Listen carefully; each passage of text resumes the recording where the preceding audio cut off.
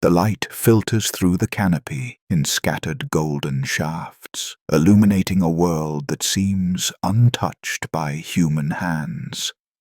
The Amazon rainforest stretches before you, vast beyond comprehension, a living tapestry of green that breathes and pulses with ancient rhythms. For centuries, we looked at this wilderness and saw only jungle. We saw isolation. We saw nature in its purest, most untamed form. But what if everything we thought we knew was wrong?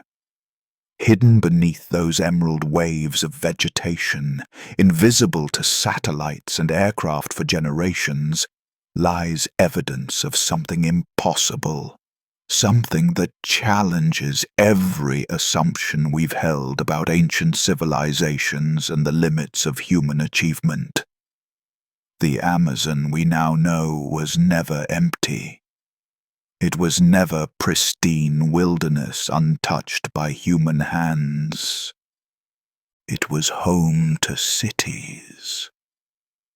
Vast, sophisticated urban centers where tens of thousands of people lived, traded, built monuments, and shaped their environment with an ingenuity that still astonishes us today. For over 1,000 years, civilizations rose and thrived in what we called an inhospitable jungle. They built causeways that stretched for miles. They engineered water systems that would impress modern hydrologists. They transformed the very soil beneath their feet into something more fertile than anything nature alone could provide. And then they vanished, leaving behind earthwork so immense that only now, with technology that can see through solid forest, are we beginning to grasp their true scale. Tonight we journey into the heart of the Amazon to uncover these lost worlds. We'll walk through plaza where thousands once gathered.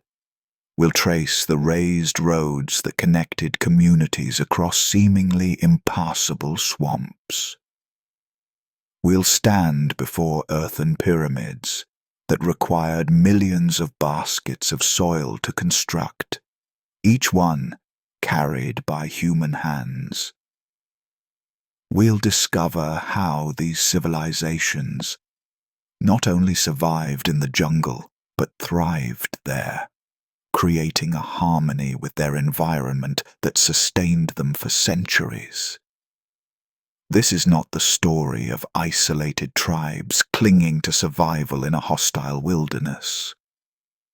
This is the story of sophisticated urban societies, of engineers and architects, of farmers who domesticated their landscape, of traders who moved goods across vast networks, of artists and priests and rulers who built something monumental and enduring. The Amazon has kept its secrets for 500 years, since European contact nearly destroyed everything.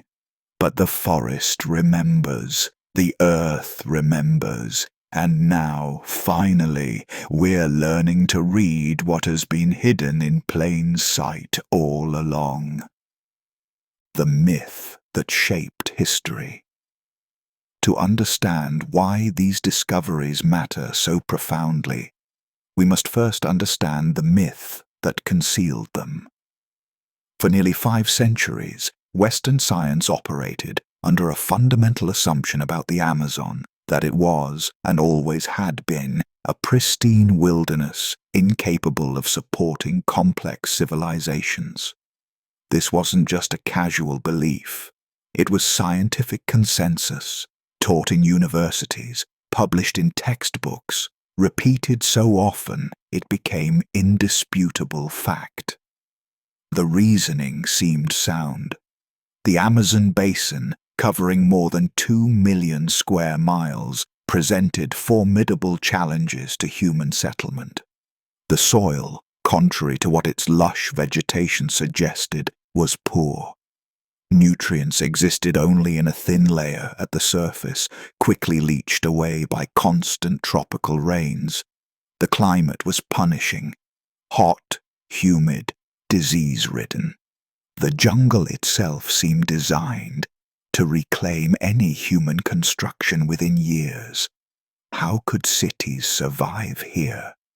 How could agriculture feed large populations when the land itself seemed hostile to cultivation?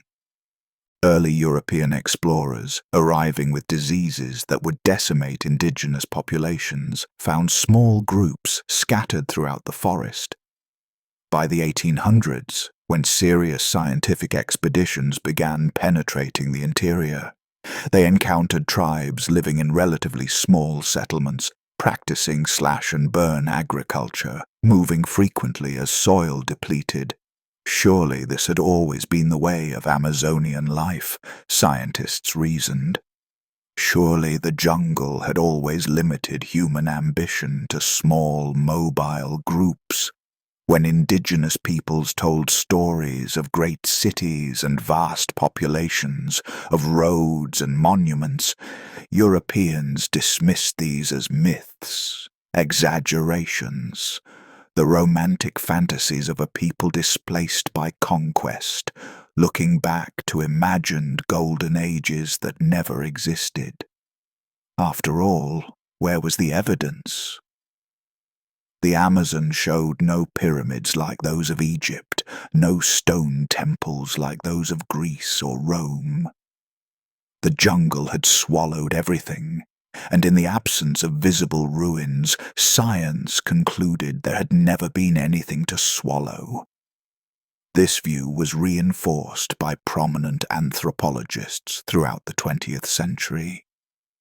The carrying capacity of Amazonian environments, they calculated, could never support dense urban populations. The protein deficit of the region, the scarcity of large game animals, meant hunting and gathering could sustain only small groups. Agriculture, hampered by poor soil, would yield too little. The mathematics seemed irrefutable, and so the myth solidified. The Amazon was a green desert, beautiful but barren of history. Its indigenous peoples, while deserving of respect and protection, had never developed the complex societies seen in the Andes or Mesoamerica.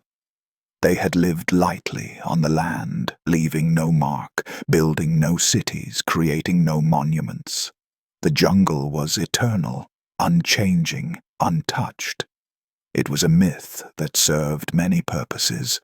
It justified the colonial exploitation of the Amazon as unused, empty land. It supported conservation efforts that sought to preserve pristine wilderness by removing indigenous populations. It shaped academic careers and research priorities. And it was, in nearly every particular, completely wrong. The first cracks in this narrative appeared in the 1970s and 80s when archaeologists began finding anomalies. Strange earthworks, too geometric to be natural. Soil that shouldn't exist, rich, black, fertile earth in a region where such soil was impossible. Pottery fragments hinting at populations far larger than the models predicted. But these findings were scattered, difficult to contextualize, easy to dismiss as exceptions or misinterpretations. What changed everything was technology. In the early 2000s, a remote sensing technique called LiDAR, light detection and ranging, became affordable enough for archaeological applications. LiDAR works by firing millions of laser pulses from aircraft, measuring how long each pulse takes to bounce back. Sophisticated computers then filter out vegetation, leaving only the bare Earth surface. What took decades to map on foot could now be revealed in hours from the sky. When archaeologists began flying LiDAR missions over previously unmapped sections of the Amazon, they saw something extraordinary. Beneath the canopy, invisible to the naked eye, were geometric shapes. Squares, circles, octagons, straight lines cutting through jungle for miles, raised platforms arranged in perfect grids, causeways connecting settlements across swamps, the unmistakable signature of deliberate, large-scale human engineering. The myth began to crumble. The Amazon, it turned out, had been shaped by human hands far more than by nature alone. Those soils that shouldn't exist, created intentionally by ancient peoples. Those sparse populations, the remnant of a demographic catastrophe triggered by European diseases. Those stories of great cities, not myths, but memories. Scientists now estimate that, at its peak before European contact, the Amazon basin may have been home to between 8 and 20 million people, not scattered in tiny villages but concentrated in urban centers of tens of thousands. Not living passively within the forest, but actively managing it, cultivating it, transforming it into something resembling a vast garden. The evidence had been there all along, hidden beneath the trees, waiting for us to develop eyes capable of seeing it. And once we looked, we saw cities. Not dozens, but hundreds. Not small, but vast. Not primitive, but sophisticated in ways that challenge our understanding of what's possible in tropical environments. The Amazon, we now understand, was not a wilderness. It was a civilization. The land before cities. To understand what was built in the Amazon, we must first understand the land itself.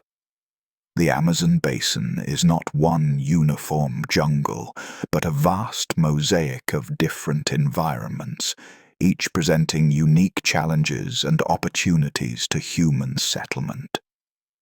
It is the world's largest tropical rainforest, fed by a river system that carries 1/5 of Earth's flowing fresh water. 6.7 million square kilometers of green, stretching across 8 countries, containing approximately 10% of all species on the planet. The river itself, the Amazon, begins as snowmelt in the Peruvian Andes, and travels 4,000 miles to the Atlantic Ocean. But the Amazon is not just one river. It's a network of over 1,000 tributaries, including 17 that are longer than the Rhine. During the wet season, water levels can rise more than 30 feet, transforming terra firma, the permanently dry uplands, into islands surrounded by vast flooded forests called várzea. Ancient peoples navigating this landscape had to think in terms of water. The rivers were highways, but they were also dangers, flooding unpredictably, changing course, creating and destroying lands. The várzea soils, deposited by seasonal floods, were rich and fertile but could only be used during the dry months.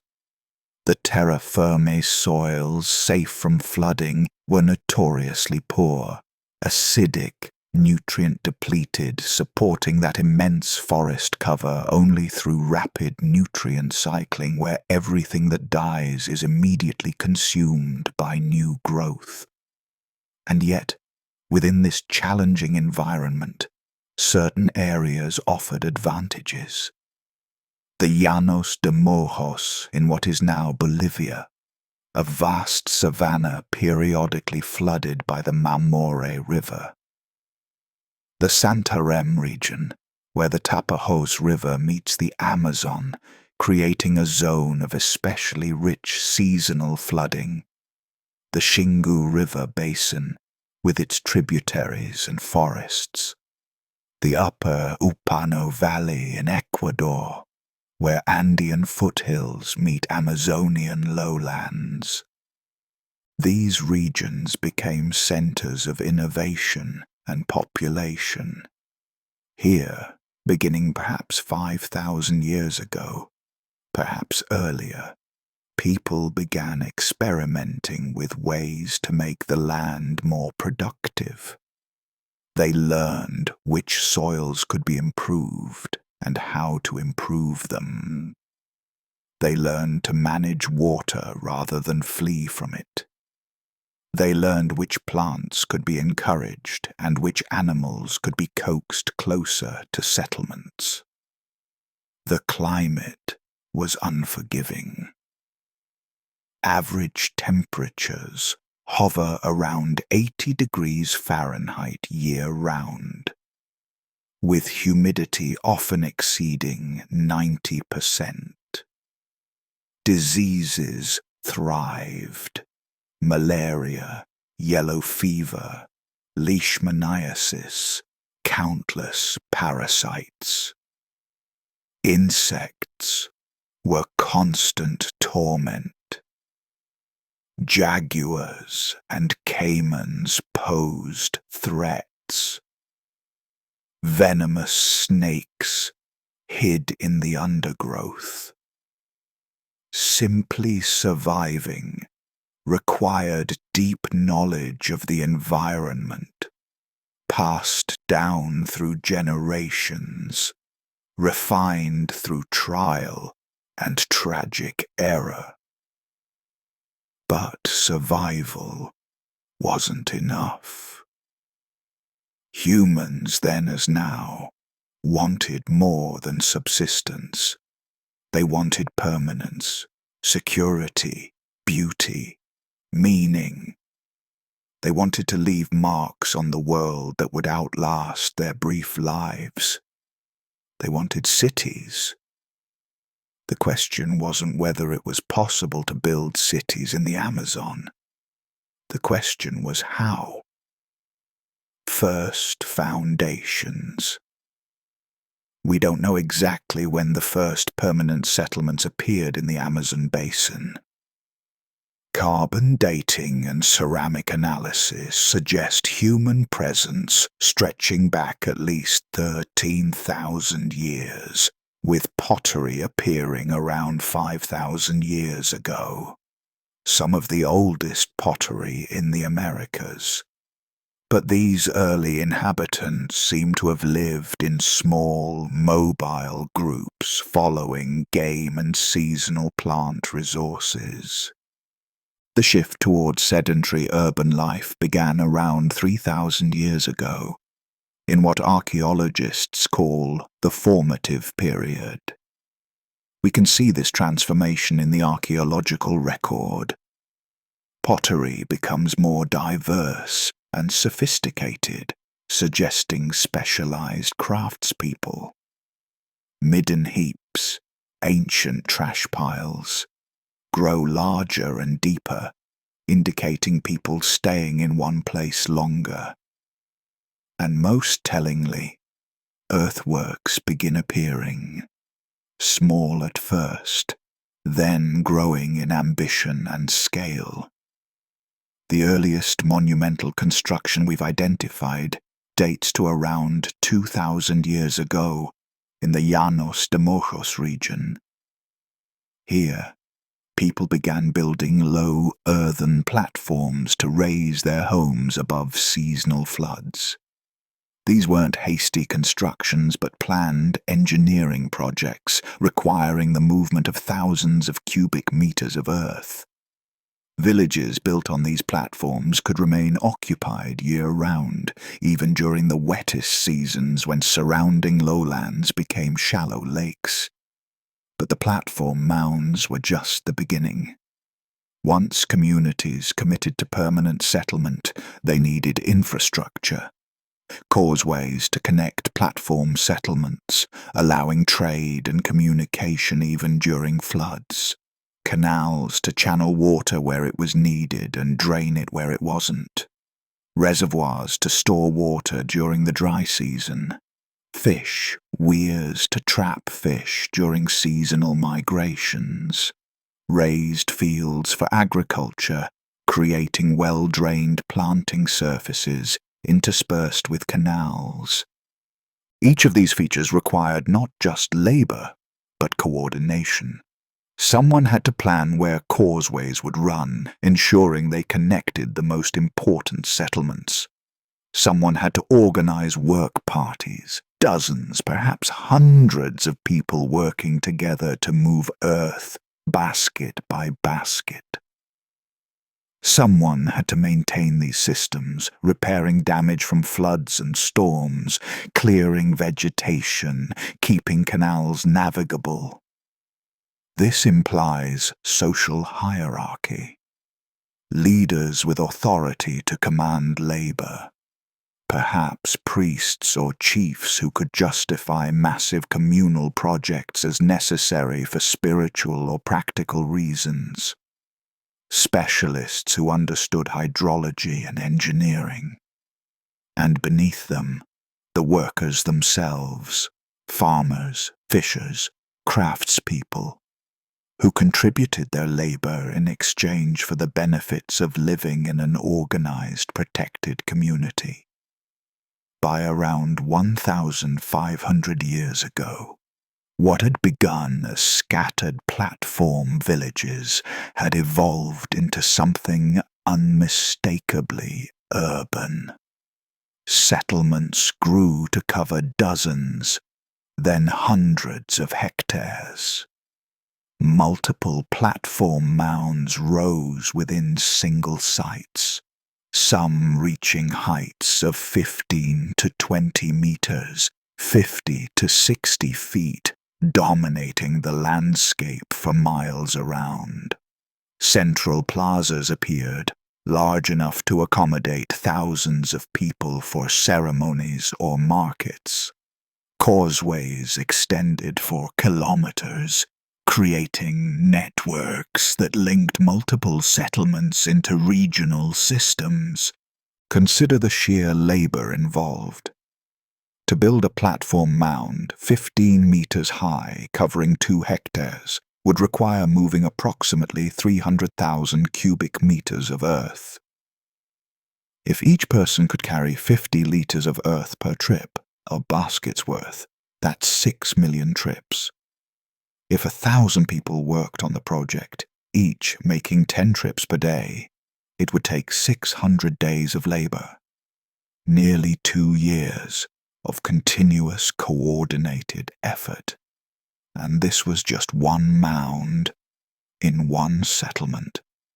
Across the Amazon, hundreds of such sites were being built, maintained, expanded.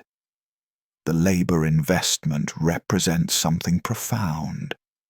A society wealthy enough to divert substantial manpower from food production to construction. A society with sufficient agricultural surplus to feed workers who spent their days moving earth rather than tending crops. A society with the social structures necessary to organize and sustain such projects over generations. We can only imagine what motivated this vast expenditure of effort. Perhaps the platform mounds served as refuges during extreme floods, places where entire communities could retreat with their possessions and animals. Perhaps they had religious significance, artificial mountains bringing people closer to the heavens or the ancestors. Perhaps they were status symbols, with the largest mounds belonging to the most powerful chiefs or the most important deities. Or perhaps they were all of these things. Ancient peoples didn't separate the practical from the spiritual as we do. A flood prevention platform could also be a temple. An agricultural canal could also be a sacred waterway, function and meaning intertwined, each reinforcing the other. What we know with certainty is that by around 800 CE, the Amazon was dotted with urban centers, not just in one region but across vast swaths of the basin, in the Llanos de Mojos, along the Xingu River, in the upper Amazon near the Ecuadorian and Colombian borders, throughout the central Amazon around Santarém. Each region developed its own distinctive style, different pottery, different earthwork patterns, different architectural preferences, but all shared the fundamental innovation of large-scale landscape engineering. They had transformed the Amazon from a wilderness to be endured into a landscape to be inhabited, and they were just getting started. The garden cities of the Llanos, in the southwestern Amazon, where the Mamoré and Grande rivers meet in what is now the Beni department of Bolivia, lies a landscape that defies easy categorization. The Llanos de Mojos, the Mojos Plains, stretch across more than 150,000 square kilometers, a vast flat basin that transforms with the seasons. During the wet months, water spreads across the savanna in shallow sheets, creating an inland sea dotted with forest islands. During the dry season, these same plains bake under the equatorial sun, grasses turning golden, water retreating to river channels and scattered lagoons. For ancient peoples, this presented a puzzle. The region was too wet for conventional agriculture during half the year, yet too dry for reliable crops during the other half. Rivers flooded unpredictably. Droughts could strike without warning. Building permanent settlements seemed foolish when water levels might vary by 3 meters between seasons. But the Mojos peoples saw opportunity where others saw obstacle. They recognized that seasonal flooding, while disruptive, brought rich sediments from the Andes.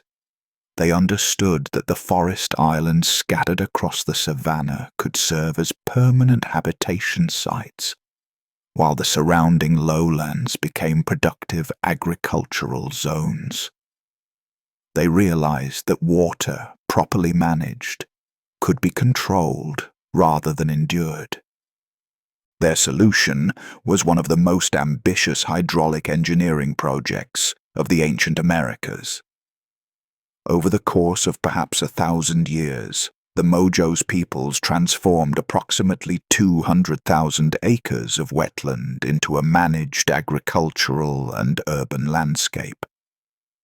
They built thousands of kilometers of causeways, raised roads averaging 2 meters high and 10 to 20 meters wide, connecting settlements across the flooded plains.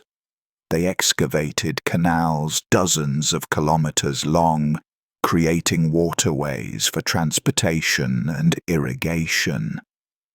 They constructed massive fish weirs, stone and earth barriers in rivers, to trap fish during seasonal migrations, and they created raised field systems on an almost unimaginable scale.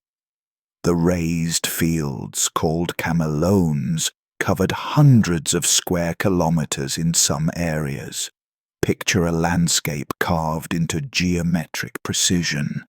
Rectangular raised platforms, each 20 to 50 meters long and 10 to 20 meters wide, separated by water-filled canals. The platforms stood a meter or more above the surrounding water level, creating well-drained planting surfaces immune to flooding. The canals served multiple purposes. They provided water for crops during the dry season. They harbored fish and aquatic plants that could be harvested, and their mud could be dug out and added to the platforms to maintain fertility. This wasn't simple agriculture, it was landscape architecture on a regional scale. Studies of the soil chemistry in these raised fields show they were carefully constructed, layer by layer. The base layer consisted of coarse material, gravel, pottery shards for drainage. Above this, layers of organic rich soil, probably mixed with ash and charcoal. The top layer was fine, fertile earth, periodically refreshed with canal mud. Each platform represented hours of careful labor, and there were tens of thousands of them. Imagine walking along one of these causeways on a morning 1,500 years ago. The path beneath your feet is solid, compressed earth and clay, wide enough for several people to walk abreast. To either side, water stretches away, reflecting the early sky. Raised fields extend in geometric patterns, their surfaces covered with manioc, maize, and squash plants. In the canals between fields, you might glimpse fish moving through clear water, perhaps the ancestors of the tambaqui or the pirarara, species ancient peoples learned to manage and encourage. Ahead, a forest island rises from the savanna, its shape circular and too perfect to be natural. This is a loma, an artificial platform settlement. As you approach, the ground begins to rise. The causeway merges with the outer edge of the platform, climbing gradually until you reach the top, perhaps 5 meters above the surrounding landscape. Here, protected from even the worst floods, is a village. Thatched longhouses line ordered paths. Some are enormous, 15 meters long, 5 meters wide, their peaked roofs soaring 8 meters high. These are communal structures, housing extended families of 20 or 30 people. Smaller structures serve as storage buildings, workshops, perhaps temples or chiefs' houses. Between the buildings, open areas provide space for daily activities, pottery making, tool crafting, food preparation, children playing. The population here might number several hundred people, but this platform isn't isolated. Looking out from the village centre, you can see other forest islands dotting the landscape in multiple directions. Some are within walking distance via causeways. Others are further, requiring canoe travel during flood season. But all are connected, part of a regional network of settlements that trade goods, share labour during major construction projects, and come together for ceremonies and celebrations. Archaeological surveys have identified over 1,000 of these platform settlements in the Llanos de Mojos alone. They range in size from small platforms of less than a hectare to enormous complexes covering more than 100 hectares. Some appear to have been purely residential. Others clearly served ceremonial or administrative functions, with multiple large mounds, extensive plazas, and evidence of specialized craftwork.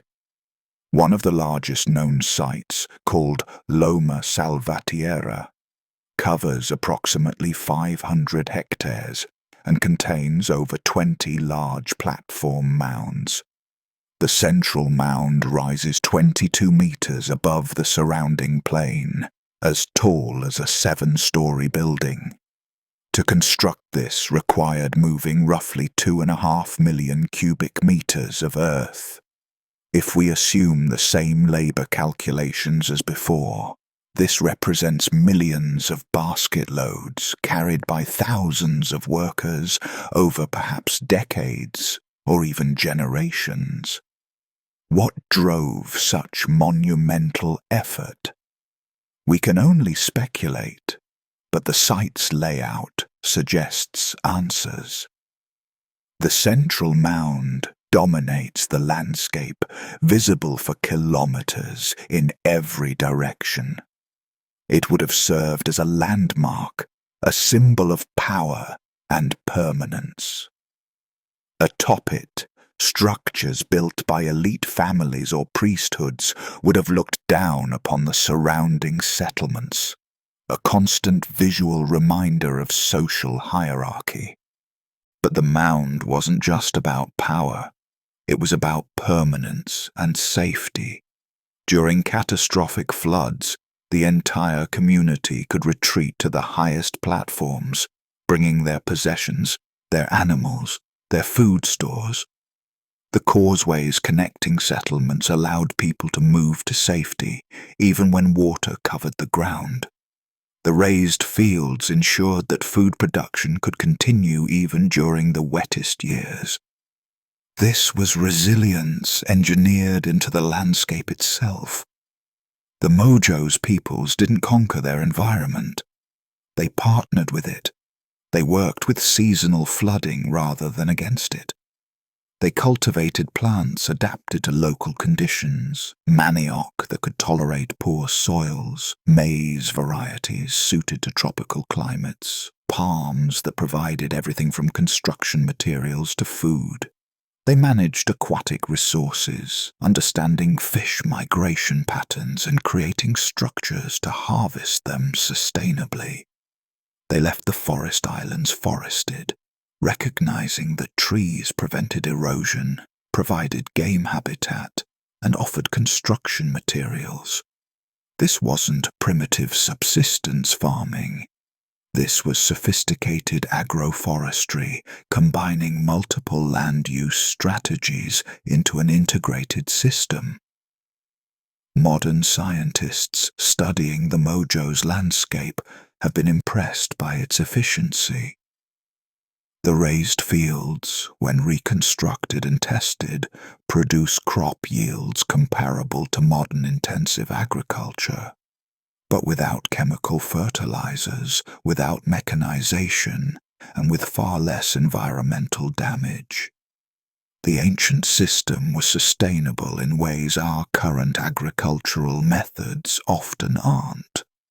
We know from pottery analysis and other archaeological evidence that the Mojo's region supported dense populations.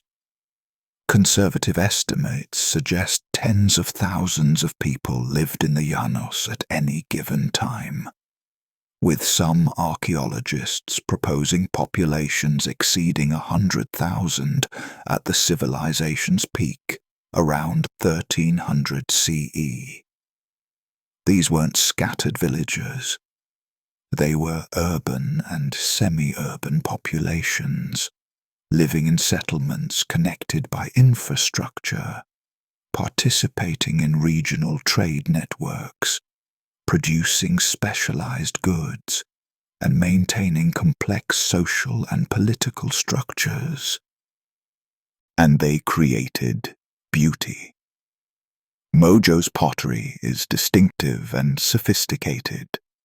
Geometric patterns painted in blacks and reds, stylized animal and human figures, vessels shaped with both practical and aesthetic considerations. Some pottery fragments show such fine craftsmanship they could only have been made by specialists dedicating years to mastering their art. Stone and shell ornaments traveled hundreds of kilometers from their sources, indicating long-distance trade connections. Featherwork, though not preserved in the archaeological record, was almost certainly practiced, as it was throughout the Amazon. Life in the Mojo's cities would have followed seasonal rhythms. During the dry season from May to October, attention focused on agriculture. This was planting season, when the raised fields could be easily accessed and worked. It was also building season, when earth was dry enough to move efficiently and structures could be repaired or expanded. Major construction projects likely happened during these months, with workers from multiple settlements coming together for communal efforts.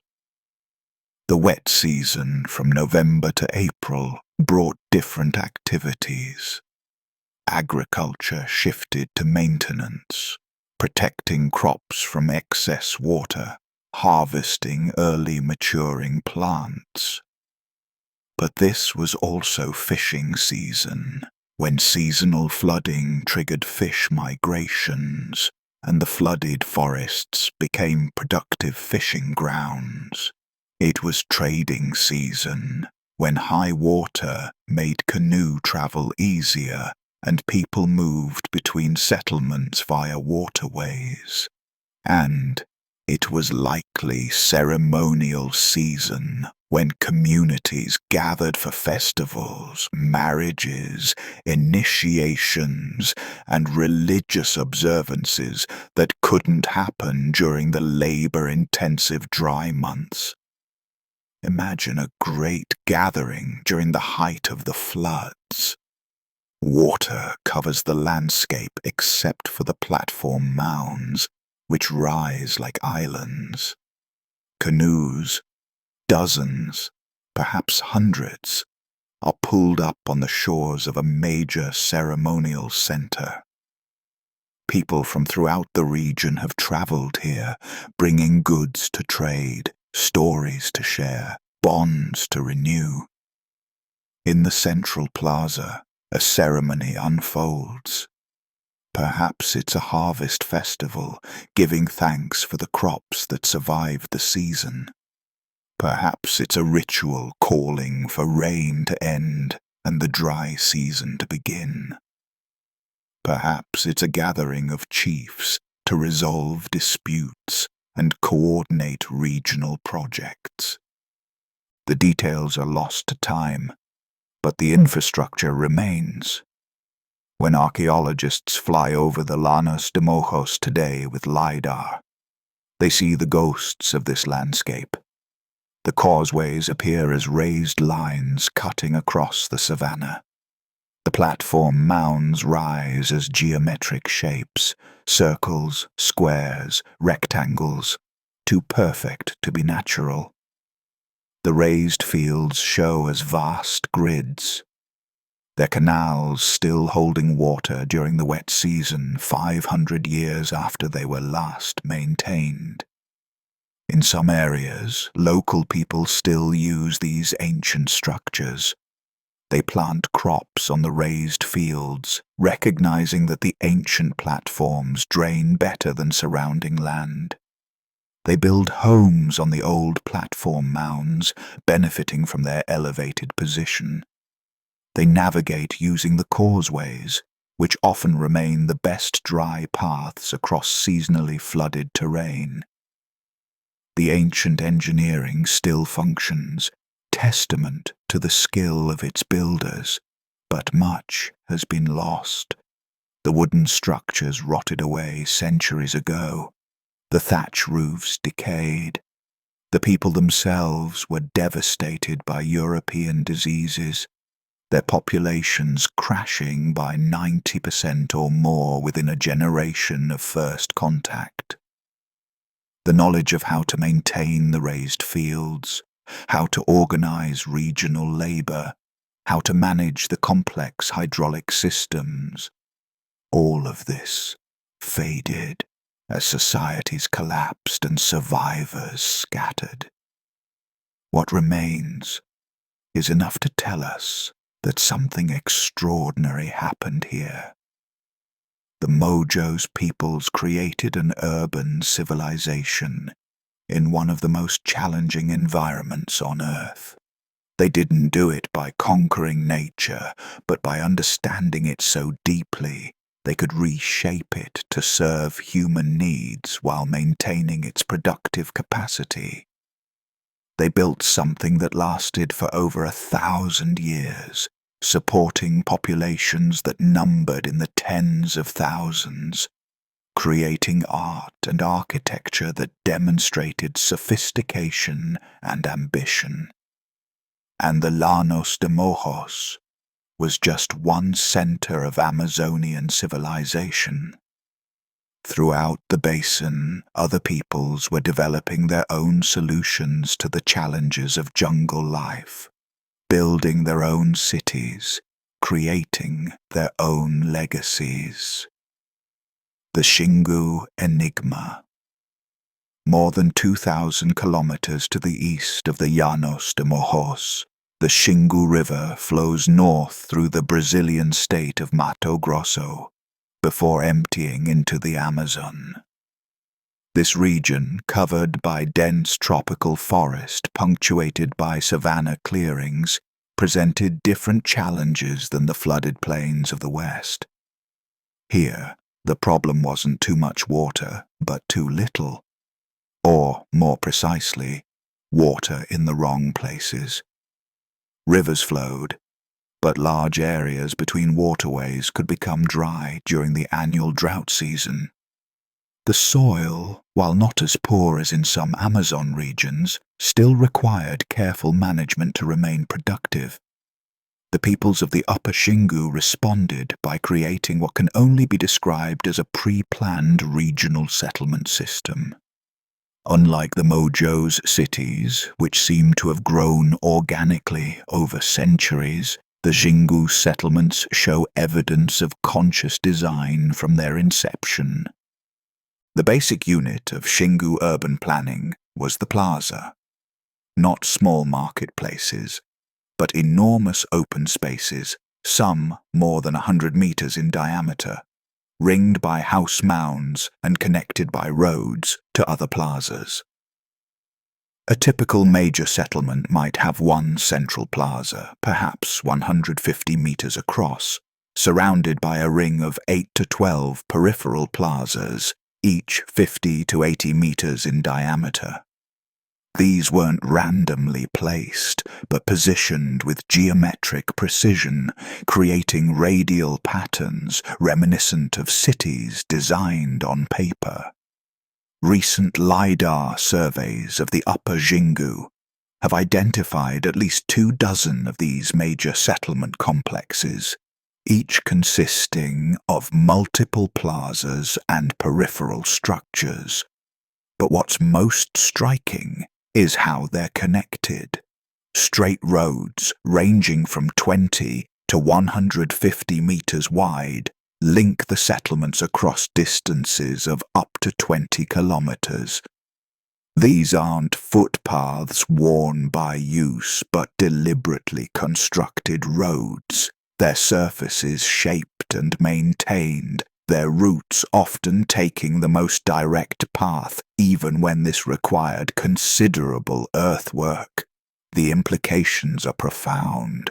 To create such a system requires more than just building individual settlements.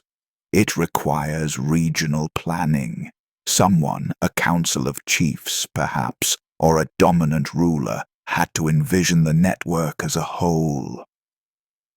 They had to decide where settlements would be placed to optimize access to resources and each other.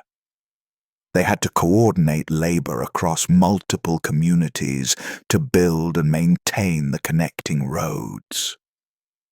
They had to establish conventions about plaza size and arrangement that were followed consistently across the region. And they had to do all of this, starting at least 1,000 years ago, possibly earlier, in the dense Amazon forest where visibility is measured in meters, not kilometers. How did they survey straight lines through jungle? How did they ensure that roads from different settlements would meet where planned? The level of engineering knowledge implied is remarkable. Imagine standing at the edge of one of these roads during the height of Xingu civilization, perhaps around 1200 CE. The road stretches before you, straight as an arrow, wide enough that 10 people could walk abreast comfortably. The surface beneath your feet is firm, packed earth that drains well even during heavy rains. To either side, the forest has been cut back, creating a buffer zone of secondary growth. Useful plants, encouraged by the clearing, perhaps fruit trees or palms. Beyond this, primary forest rises like green walls. Along this road, trade moves. Pottery from one settlement travels to another. Dried fish from communities near rivers reaches those further inland. Stone axes, their raw material sourced from distant outcrops, circulate throughout the network. Information flows as well.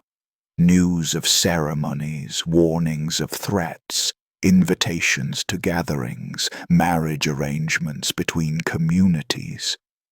The settlements themselves differ from those in the mojos. Instead of high platform mounds, Xingu architecture emphasizes the plaza as social space. The houses ring the plaza, facing inward, creating an enclosed communal area.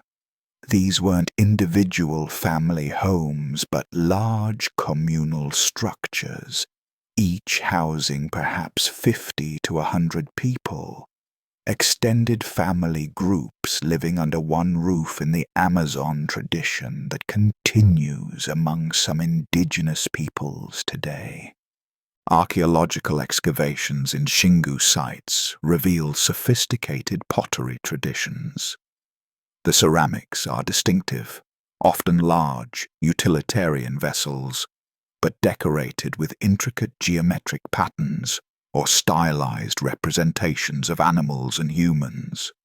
Some vessels are enormous, capable of holding hundreds of liters, suggesting communal food preparation or storage. Others are more refined, possibly serving ceremonial purposes or as trade goods. The distribution of pottery styles provides insights into regional interaction. Ceramics from one settlement cluster show consistent design elements, suggesting shared cultural identity. But these same settlements also contain pottery from distant regions, indicating trade networks that extended beyond the immediate Xingu area. Shell ornaments from the Atlantic coast, hundreds of kilometers away, appear in burial contexts, proving that connections reached across vast distances. Evidence of these burial practices gives us glimpses into Xingu spiritual beliefs. Bodies were placed in large ceramic urns, often painted or decorated. Multiple burials might be grouped together, suggesting family plots or special cemetery areas. Grave goods, pottery vessels, stone tools, ornaments accompanied the dead, implying beliefs about an afterlife that required material possessions. The care taken with burials speaks to reverence for ancestors and perhaps belief systems centered on maintaining connections between the living and the dead. Population estimates for the Upper Xingu network are staggering. Conservative calculations based on settlement size and comparative ethnographic data suggest each major plaza complex might have housed between 1,000 and 3,000 people. With 24 such complexes identified and many smaller peripheral settlements, the total regional population could have reached 50,000 or more. All of this in an area where modern maps still show mostly unbroken forest. How did they feed so many people? The answer lies partly in their agricultural practices. Like the Mojo's peoples, the Xingu communities developed strategies for managing soil fertility. They practiced swidden agriculture, slash and burn clearing, but in a managed way that maintained forest structure. Fields would be used for a few years, then allowed to fallow while forest regrew, creating a mosaic of cultivation at different stages. This rotation preserved overall forest cover while providing productive agricultural land. But they didn't rely on agriculture alone. The Xingu region is rich in fish, particularly during seasonal spawning runs. Archaeological middens, ancient trash heaps, are filled with fish bones, showing that aquatic resources were staple foods. Hunting provided protein from peccaries, tapirs, monkeys, and birds. And the forest itself was managed as a productive resource. Trees that produced valuable fruits or nuts were encouraged. Areas were deliberately planted with useful species. What appeared to outsiders as untouched wilderness was actually a carefully tended landscape. The Xingu peoples also created a resource that continues to fascinate scientists: terra preta do Indio, or Indian black earth. This isn't natural soil, but human-made, the result of mixing charcoal, bone fragments, pottery shards, and organic waste into the native dirt. The resulting soil is remarkably fertile, retaining nutrients that would normally leach away in the tropical rains. Terra preta deposits can be meters deep, indicating centuries of accumulation, and they remain more fertile than surrounding soils even after 500 years of abandonment. Scientists are still studying exactly how terra preta was made and whether its creation was intentional or simply the byproduct of habitation. But its distribution is telling, concentrated around settlement sites, especially near house mounds and refuse areas. It suggests that Xingu peoples understood at some level that their waste disposal practices were creating valuable agricultural soil. They may have deliberately sited gardens in areas where terra preta was accumulating, creating a sustainable cycle where settlements produced the resources needed to sustain themselves. The chronology of Xingu settlement is remarkably long. Radiocarbon dates from excavated sites suggest the plaza complexes were first built around 1,200 years ago. They were continuously occupied and expanded for centuries, reaching their peak size around 700 years ago. This means the Xingu network functioned as an integrated regional system for longer than the Roman Empire existed. Generation after generation lived in these settlements, maintained the roads, practiced their crafts, traded their goods, told their stories. What kind of governance held such a system together? We can only speculate, but the evidence suggests both autonomy and cooperation. Each plaza complex appears to have been independently managed. No single site shows overwhelming dominance or signs of being an imperial capital. Yet the consistency of design and the maintenance of the road system indicate coordination. Perhaps chiefs from various settlements met in council to make regional decisions. Perhaps there were hereditary alliances between communities, marriages that bound leaders together. Perhaps shared religious practices created cultural unity that transcended political divisions. The Spanish and Portuguese explorers who first penetrated the Amazon interior in the 16th century reported seeing large indigenous settlements with broad plazas and extensive gardens. But by the time serious archaeological investigation began in the 20th century, these settlements had largely disappeared, their inhabitants dead or dispersed. The Xingu network, which had functioned for more than a millennium, collapsed within a few generations of European contact. Today, the descendants of these ancient peoples still live in the Xingu region. The Kwikuro, Kalapalo, Nahukua, and other indigenous groups maintain cultural traditions that likely stretch back to the builders of the ancient cities. They still arrange their villages in circular plazas.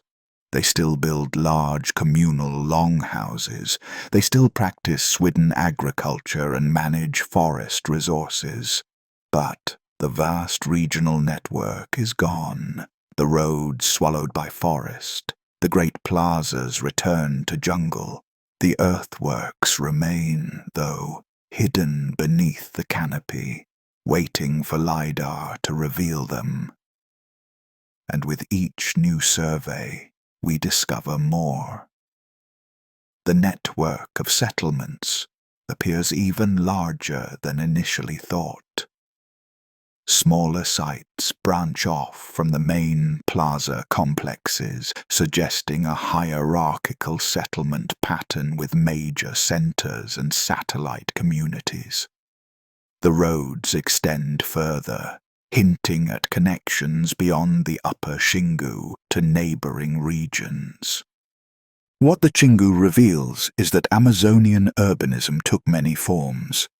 The Mojo's peoples built upward, creating monumental mounds that dominated flat landscapes.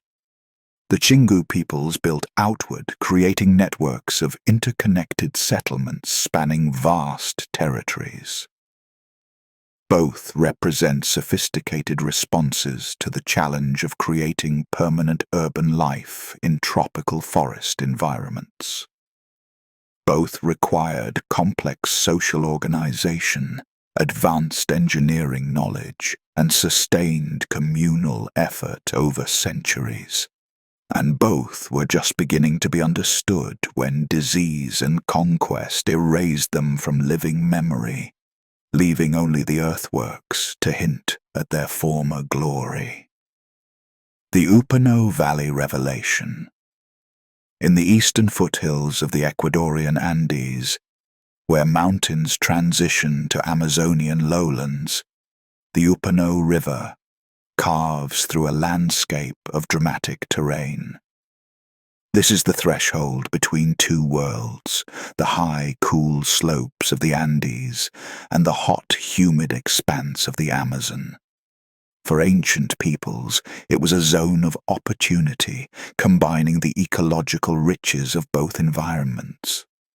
Recent discoveries in the Upano Valley have fundamentally changed our understanding of Amazonian urban development. In 2024, LiDAR surveys revealed what may be the oldest known urban complex in the Amazon basin, and perhaps the largest. The site, referred to as the Upano Valley Complex, dates to at least 2,500 years ago, making it contemporaneous with early urban centers in the Mediterranean and predating most known Amazonian cities by centuries. The scale defies easy comprehension.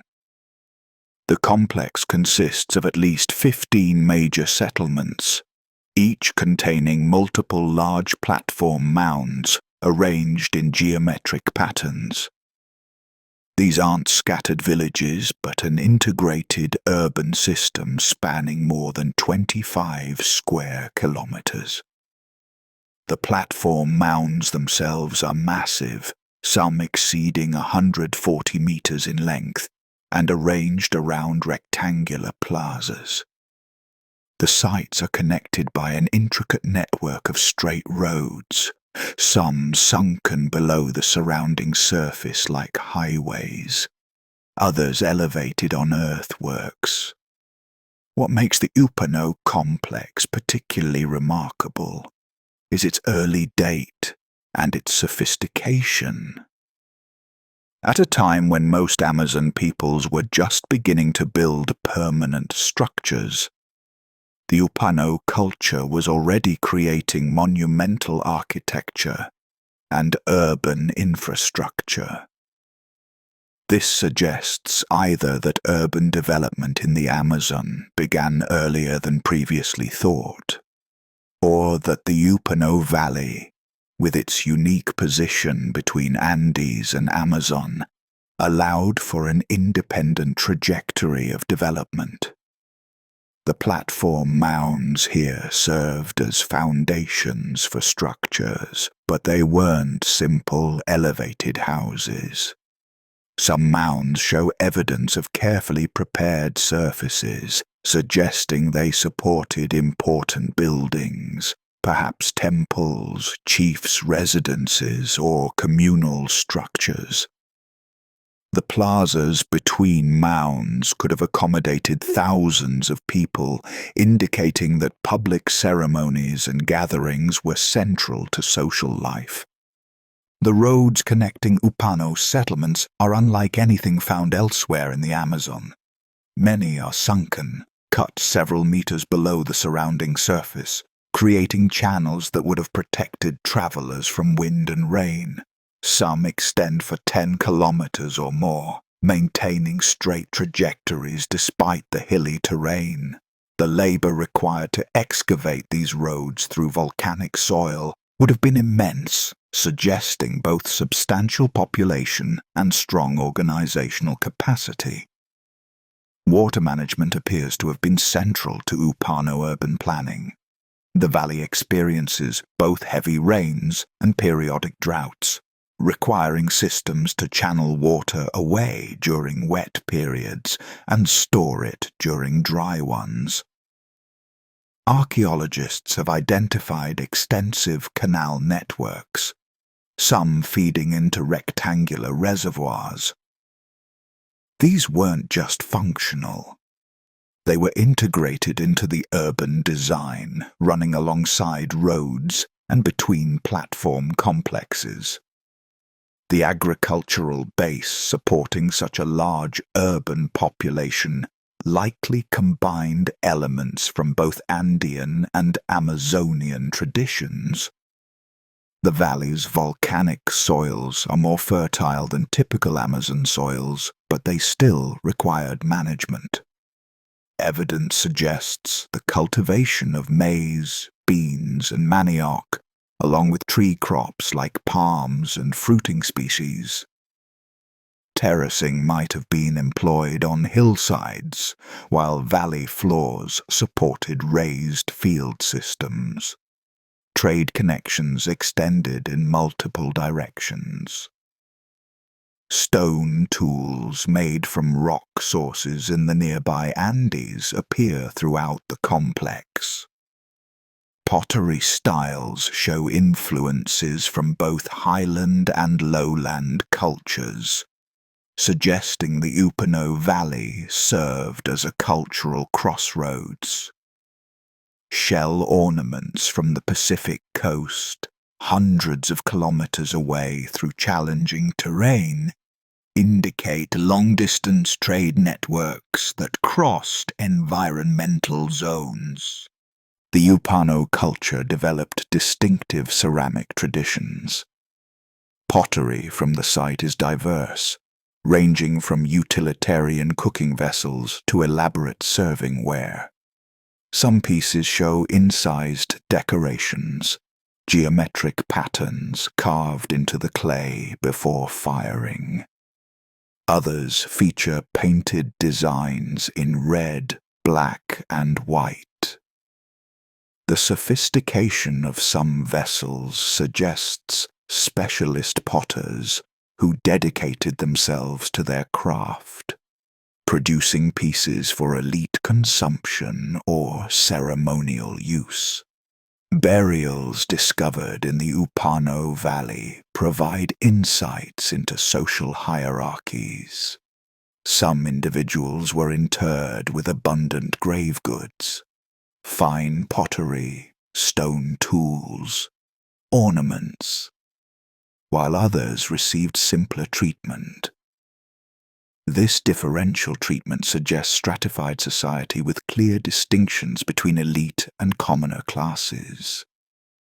The presence of dedicated burial grounds, rather than random interments, indicates complex beliefs about death and the afterlife, possibly including ancestor veneration. One of the most intriguing aspects of the Upano sites is their defensive character. Some platform complexes are positioned on hilltops or other defensible terrain. The sunken roads, while useful for travel, could also serve defensive purposes.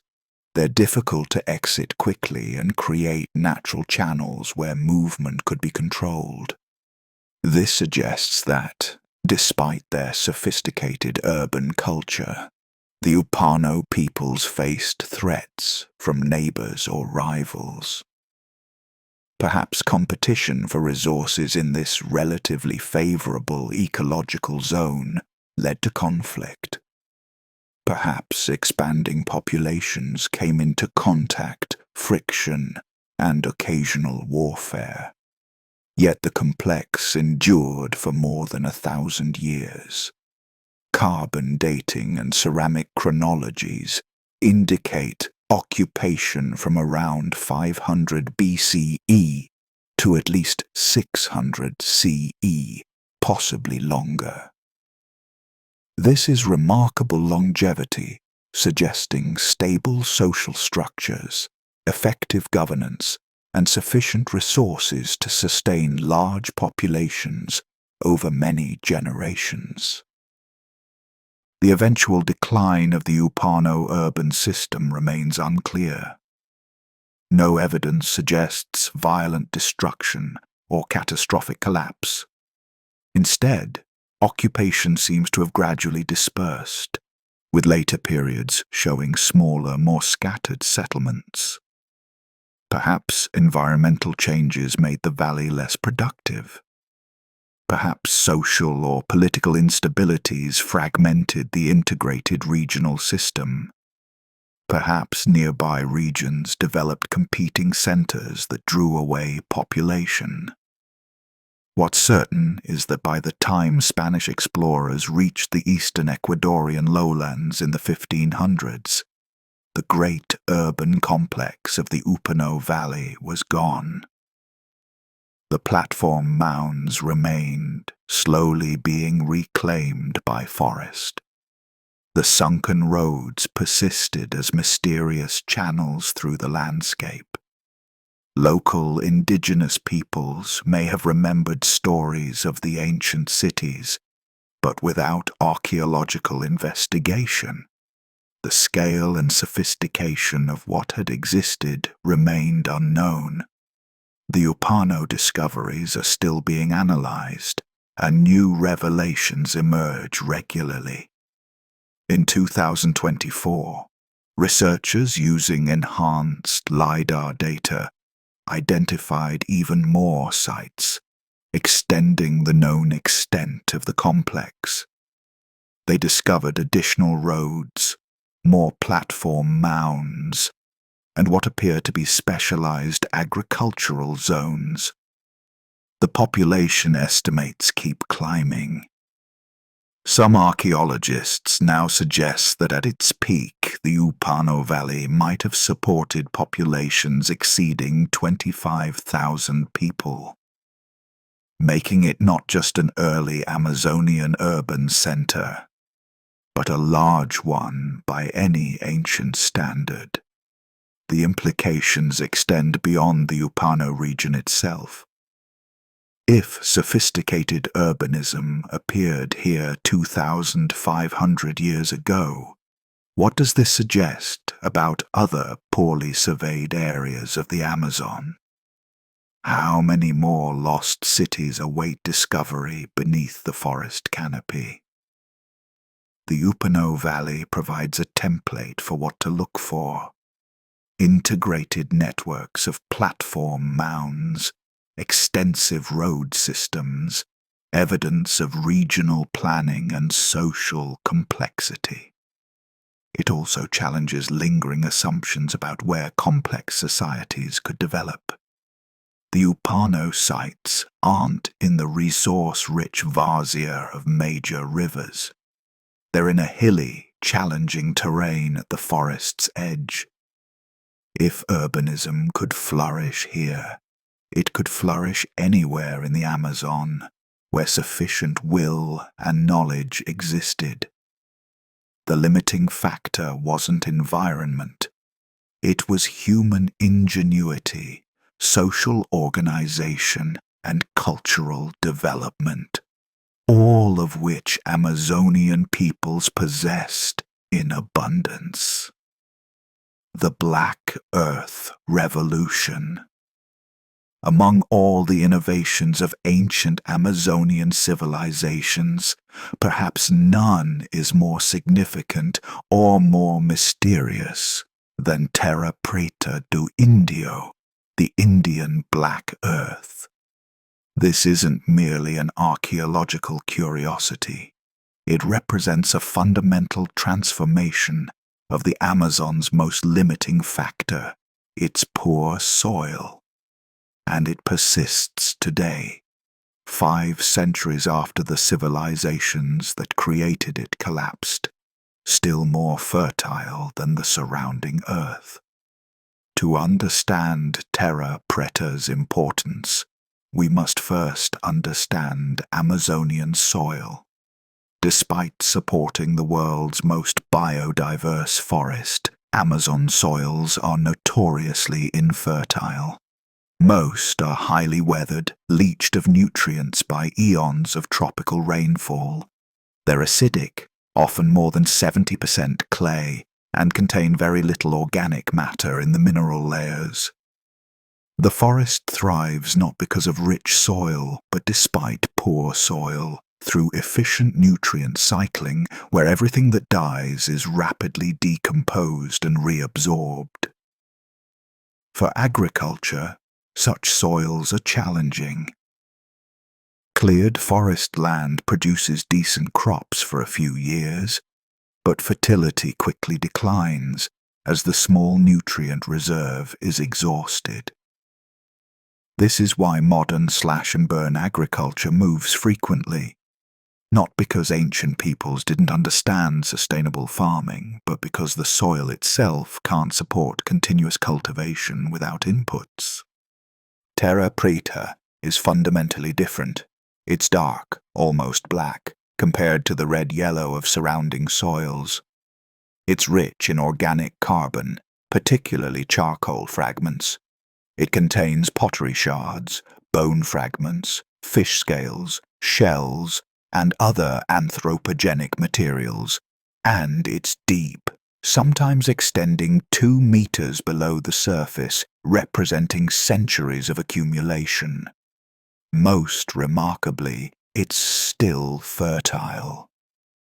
Modern farmers in the Amazon actively seek out terra preta patches because crops grown in this ancient soil outperform those in surrounding areas without fertilizer inputs. Some families have passed down knowledge of terra preta locations for generations, treating these patches as valuable resources. Scientists measuring nutrient levels in terra preta find them comparable to temperate agricultural soils, extraordinary for the tropics. Terra preta isn't evenly distributed. It's concentrated around ancient settlement sites, particularly in the central Amazon along major rivers. Some patches cover just a few hectares. Others extend for dozens, even hundreds of hectares, indicating large population centers. When archaeologists find significant terra preta deposits, they know they're near a major ancient settlement, even if no visible structures remain. The question that has occupied researchers for decades is, how was terra preta created, and was it intentional or accidental? The intentional hypothesis suggests that ancient Amazonians deliberately created terra preta as an agricultural technology. They understood that mixing charcoal, organic waste, and other materials into soil improved its fertility. They may have developed specific recipes, certain ratios of charcoal to organic matter, particular types of waste that worked best, techniques for mixing materials into earth. This would represent sophisticated soil science developed through centuries of experimentation. Supporting this view, terra preta's distribution often corresponds with what would be optimal agricultural land near settlements. The depth and extent of deposits suggest sustained, deliberate effort rather than random accumulation. Some terra preta patches exist in locations that show no other signs of habitation, suggesting materials might have been deliberately transported to fields. And ethnographic studies of some contemporary Amazon peoples show soil management practices that, while not creating true terra preta, do improve soil fertility through charcoal and organic matter addition. The accidental hypothesis proposes that terra preta formed as an unintended consequence of concentrated human habitation. Cooking fires produced charcoal. Refuse disposal left bones, pottery shards, and organic waste. Human and animal excrement accumulated. Over centuries, these materials mixed with soil through natural processes. Bioturbation by earthworms and insects, rainfall moving materials downward, root action mixing layers. Ancient peoples recognized that soil around their settlements became more productive and perhaps deliberately sited gardens in these areas, but they weren't actively manufacturing the soil.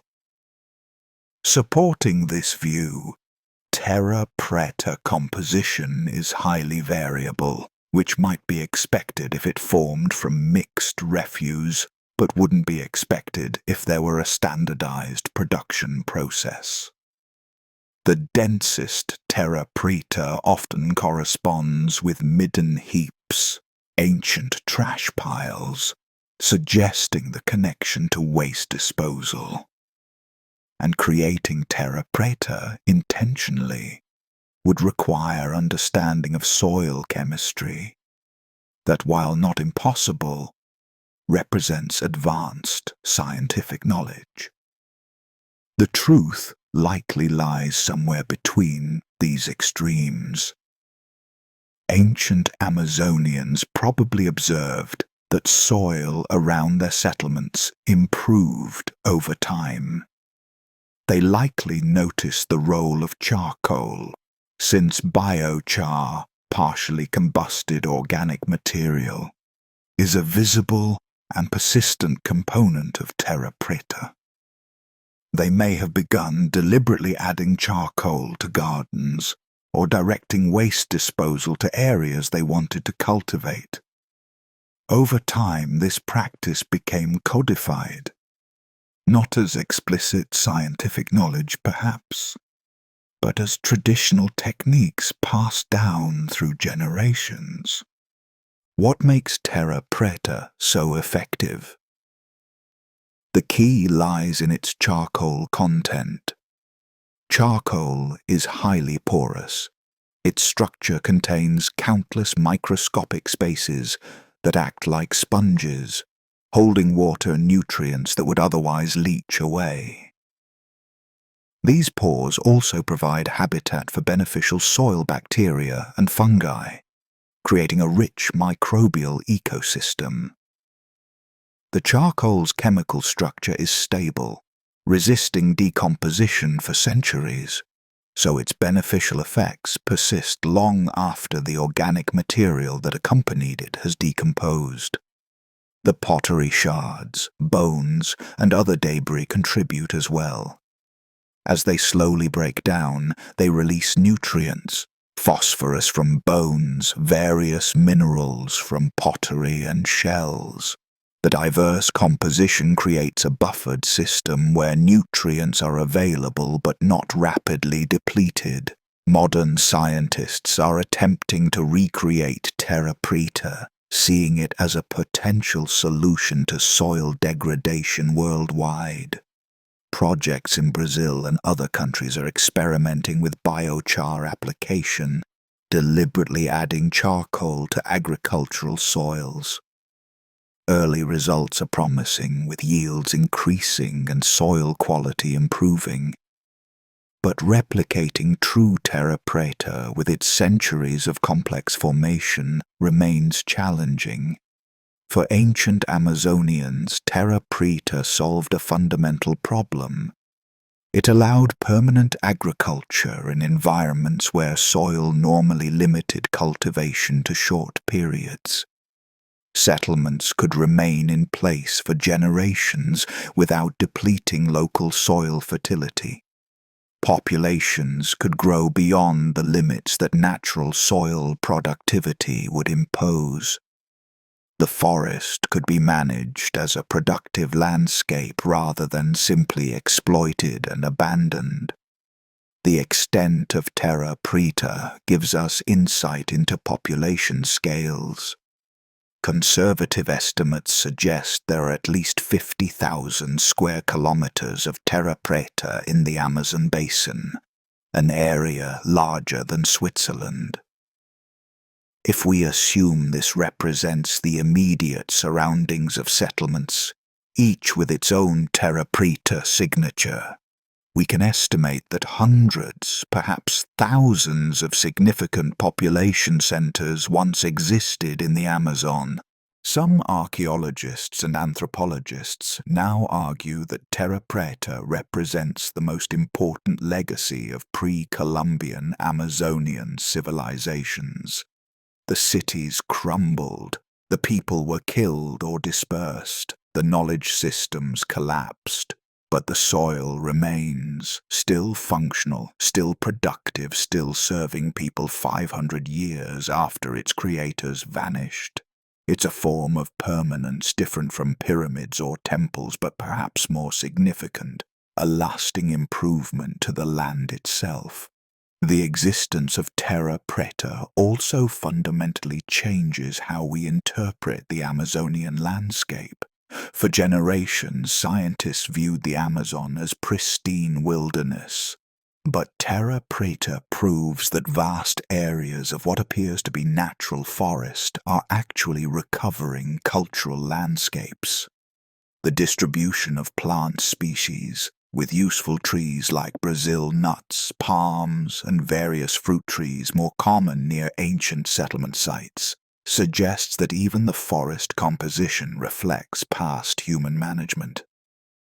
We're coming to realize that the Amazon we see today is not the Amazon that existed before human habitation. It's not even the Amazon that existed in 1500 CE. It's a post-apocalyptic landscape, recovering from a catastrophic population collapse triggered by European diseases.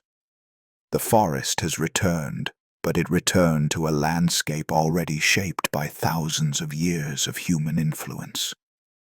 The soil remembers. The tree distributions remember. And now, slowly, we're learning to read these memories. Life in the forest metropolis. What was daily life like in these ancient Amazonian cities? How did people structure their days, organize their societies, find meaning in their world? We can only reconstruct fragments from archaeological evidence, but those fragments sketch a picture of sophisticated urban life, adapted to jungle conditions. The day likely began at dawn, as it does throughout the tropics, because mornings offer the coolest and most pleasant working conditions. In a major settlement like those in the Xingu or Mojos, the plaza would come to life early. Fires would be lit in the cooking areas of the great communal houses. The smoke from dozens or hundreds of fires would rise through thatched roofs and drift across the settlement, bringing with it the smell of cooking food, manioc being prepared, fish roasting, perhaps maize porridge simmering in large ceramic vessels. Women likely controlled much of the food production, as they do in many indigenous Amazon cultures today. They would tend the gardens near the settlement, working the terra preta-enriched soil where manioc, the staple crop, grew alongside beans, squash, palms, and numerous other plants. Processing manioc was labor-intensive. The roots had to be peeled, grated, and pressed to remove toxic prussic acid before the resulting flour could be used.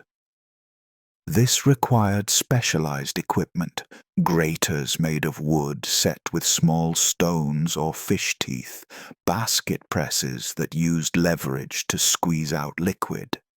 The final product, farinha, or a similar form, could be stored for months, providing food security. Men likely focused on activities that took them further from the settlement. Fishing expeditions might last days, traveling far up or down rivers to reach particularly productive areas. Hunting parties would penetrate into the forest, seeking peccaries, tapirs, monkeys, and large birds. Trade journeys could extend hundreds of kilometers, following established routes to exchange goods with distant communities. And then there was construction work, building and maintaining houses, repairing causeways and canals, moving earth for new mounds or fields. But these gender divisions, while likely present in some form, shouldn't be overstated or assumed to be rigid. Different Amazonian cultures developed different social organizations. Some were probably more egalitarian, others more hierarchical. Some may have had strict gender roles, others more flexible ones. The archaeological evidence doesn't preserve these details clearly. What we can see is evidence of specialization. Not everyone was a farmer or fisher. Some individuals dedicated themselves to crafts, pottery making, which required considerable skill to shape, decorate, and fire vessels properly.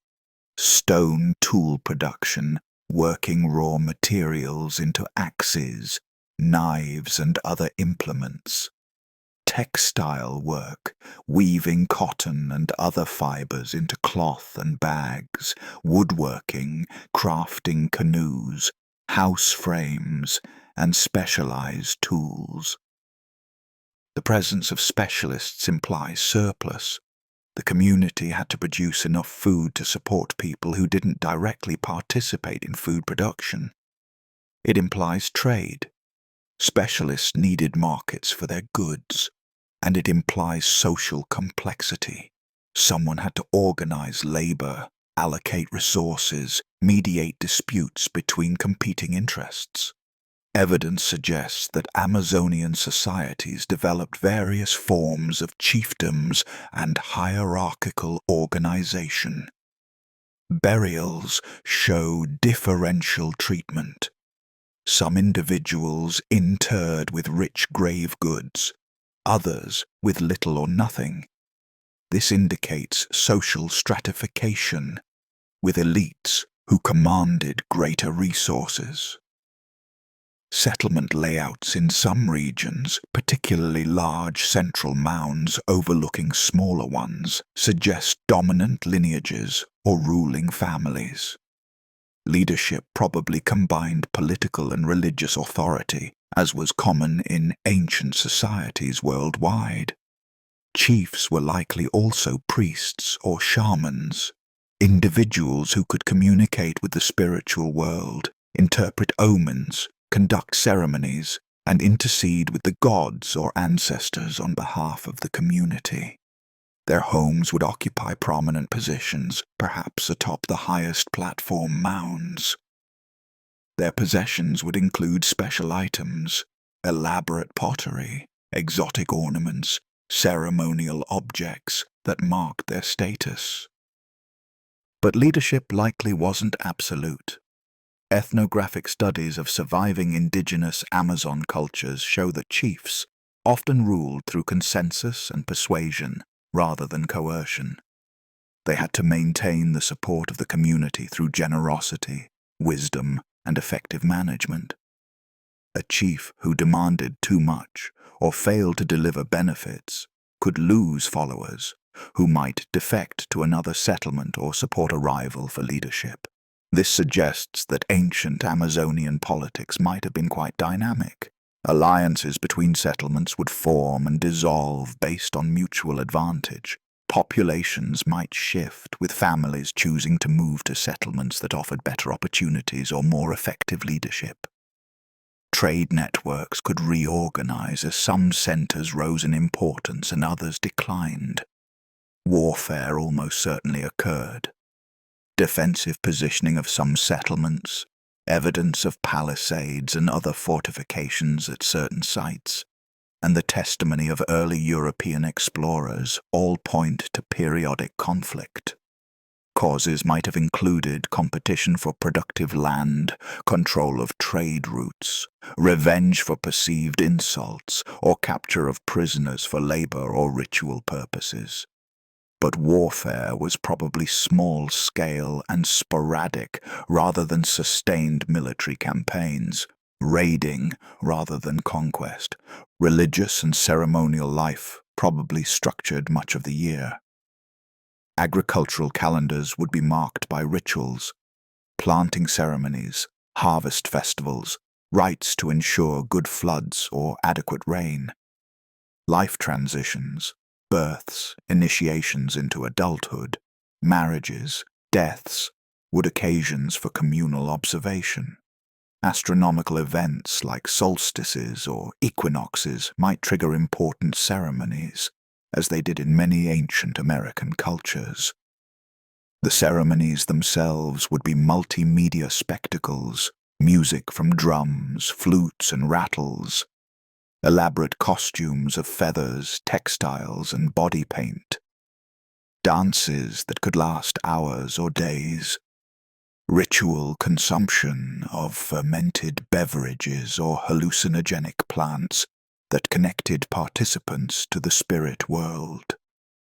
recitation of myths and histories that reinforced cultural identity and social bonds. One of the most intriguing aspects of Amazonian ceremonial life is the possible use of psychoactive plants. The Amazon is extraordinarily rich in species containing alkaloids and other compounds that affect consciousness. Contemporary indigenous peoples use plants like ayahuasca, a brew containing DMT, tobacco in highly concentrated forms, and various other substances in ritual contexts. Archaeological evidence, specialized pottery possibly used for brewing these substances, depictions of plant motifs on ceramics, suggests these practices may be ancient. For Amazonian peoples, these substances weren't recreational drugs, but technologies for accessing spiritual knowledge. Shamans used them to diagnose illnesses, communicate with ancestors or spirits, travel to other realms of existence, and gain insights into problems facing the community.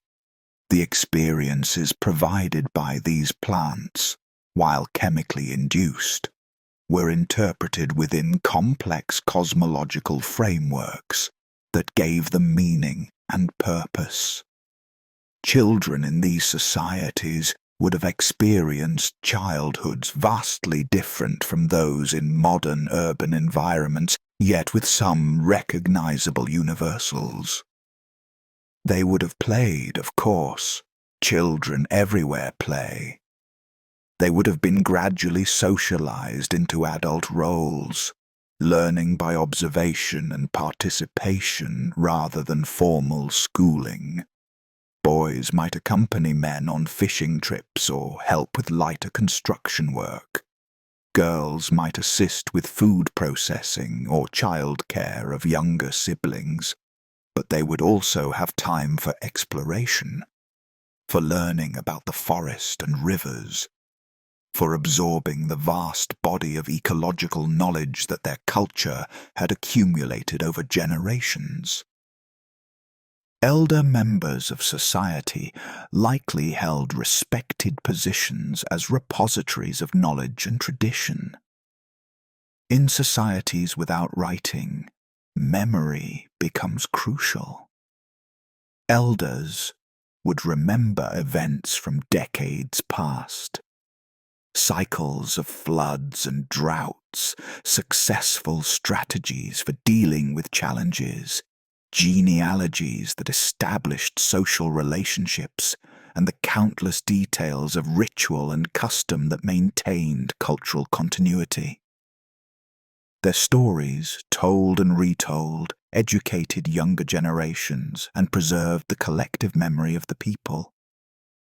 Trade brought contact with the wider world beyond the immediate settlement. Rivers served as highways where canoes carrying goods and people constantly passed. The arrival of traders from distant regions would be events, opportunities to acquire exotic items, to hear news from other areas, to arrange marriages or alliances. Trade goods moved vast distances. Andean metal objects reached the lowlands. Lowland cotton, medicinal plants, and tropical feathers moved to the highlands. Shells from both Pacific and Atlantic coasts appeared thousands of kilometers inland.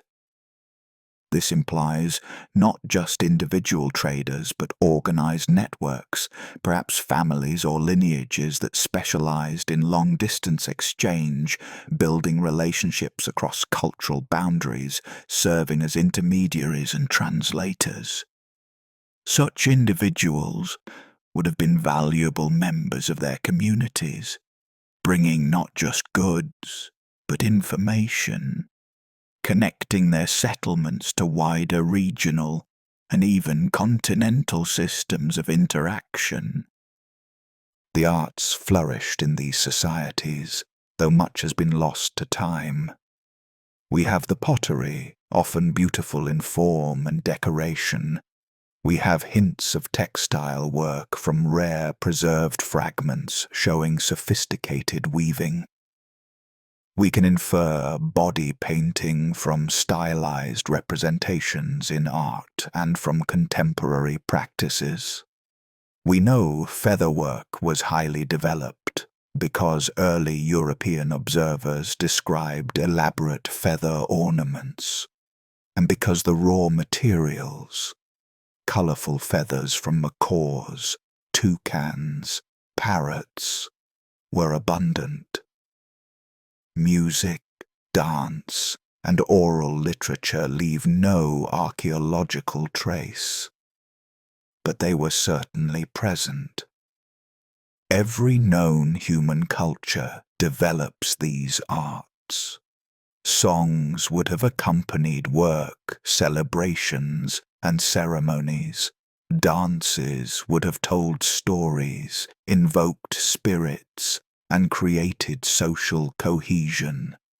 Myths and legends would have explained the world, entertained and transmitted values and knowledge. Imagine sitting in a plaza as evening falls around 1,000 years ago. The day's work is done. Fires are lit for the evening meal. The community gathers, some eating, others talking, children running around playing their last games before sleep. An elder begins to speak, voice rising and falling in practiced rhythms, telling a story that has been told for generations.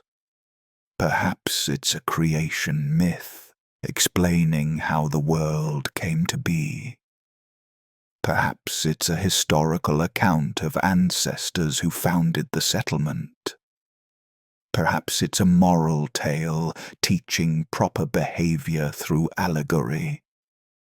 Others listen, occasionally interjecting responses or laughter at familiar parts. The story isn't just entertainment, it's education, cultural preservation, social bonding. When it ends, another might begin, or music might start, or people might simply drift toward their houses as darkness deepens, and it's time to sleep. This was the rhythm of life in the forest metropolis. Not the isolation and simplicity that outsiders imagined, but complex urban existence with its own institutions, hierarchies, challenges, and rewards. These weren't people living at the mercy of nature, but people who had learned to work with their environment so skillfully that they could support urban populations for centuries.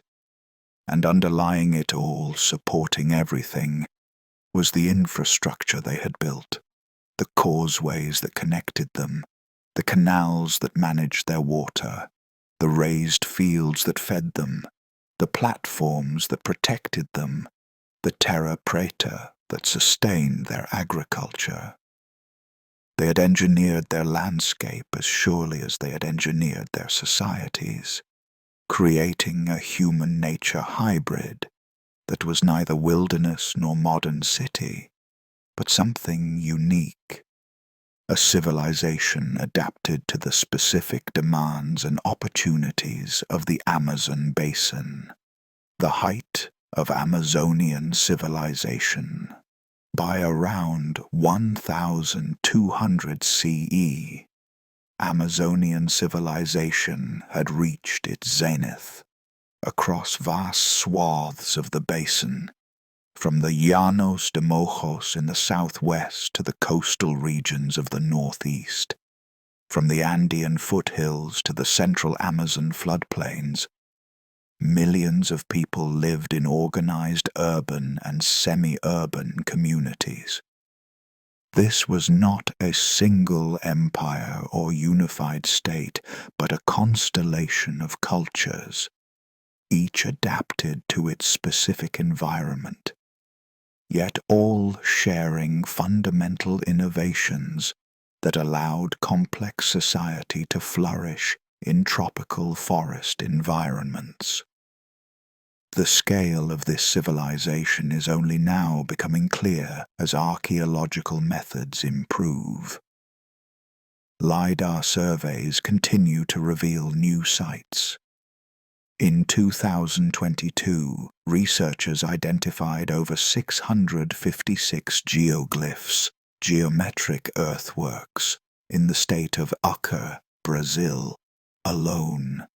In 2023, surveys in the central Amazon uncovered evidence of settlements extending along rivers for dozens of kilometers with no breaks, essentially continuous urban corridors.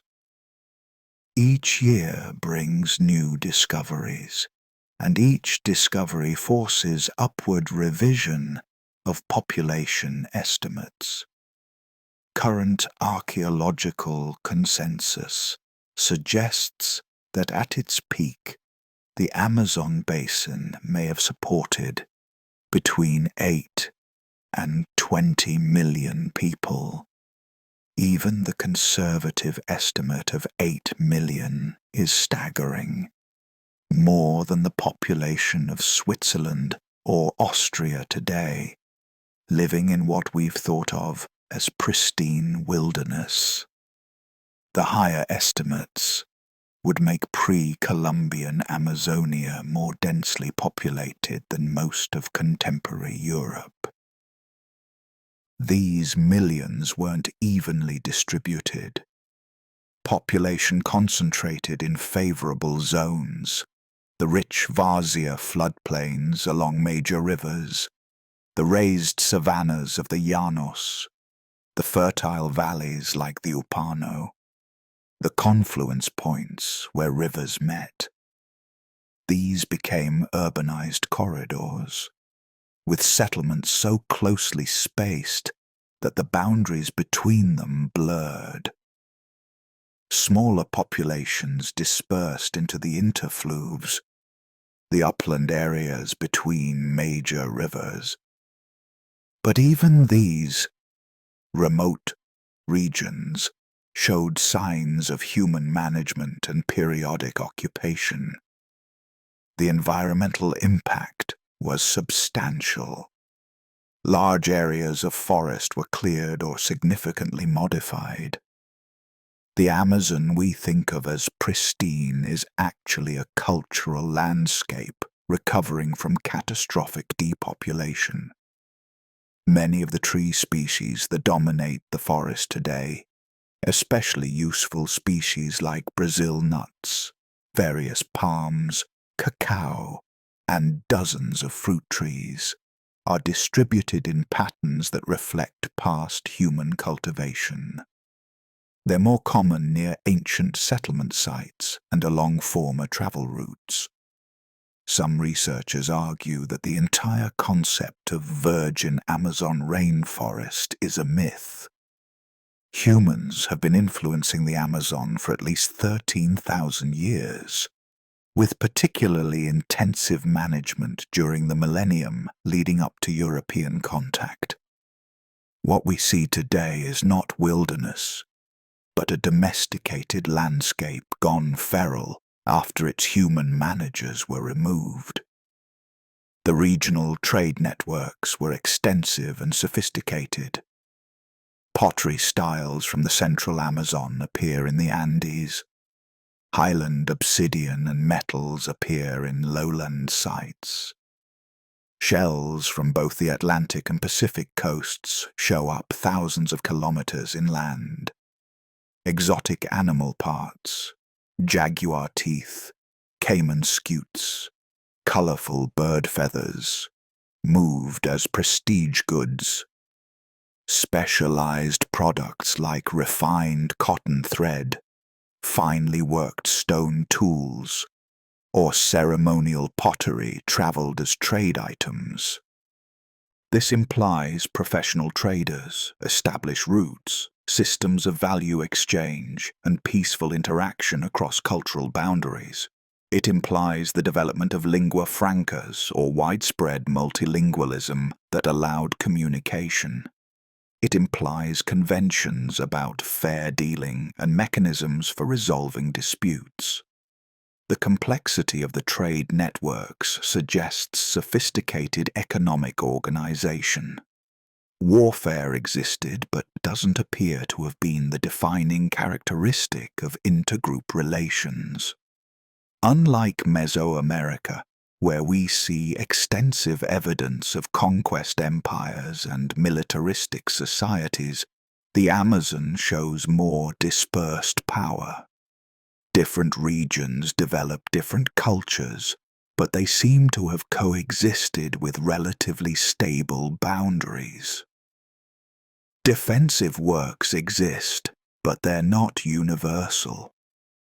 Many settlements occupy locations chosen for access to resources rather than defensibility. This suggests that cooperation often trumped conflict. Perhaps the challenging environment made cooperation necessary.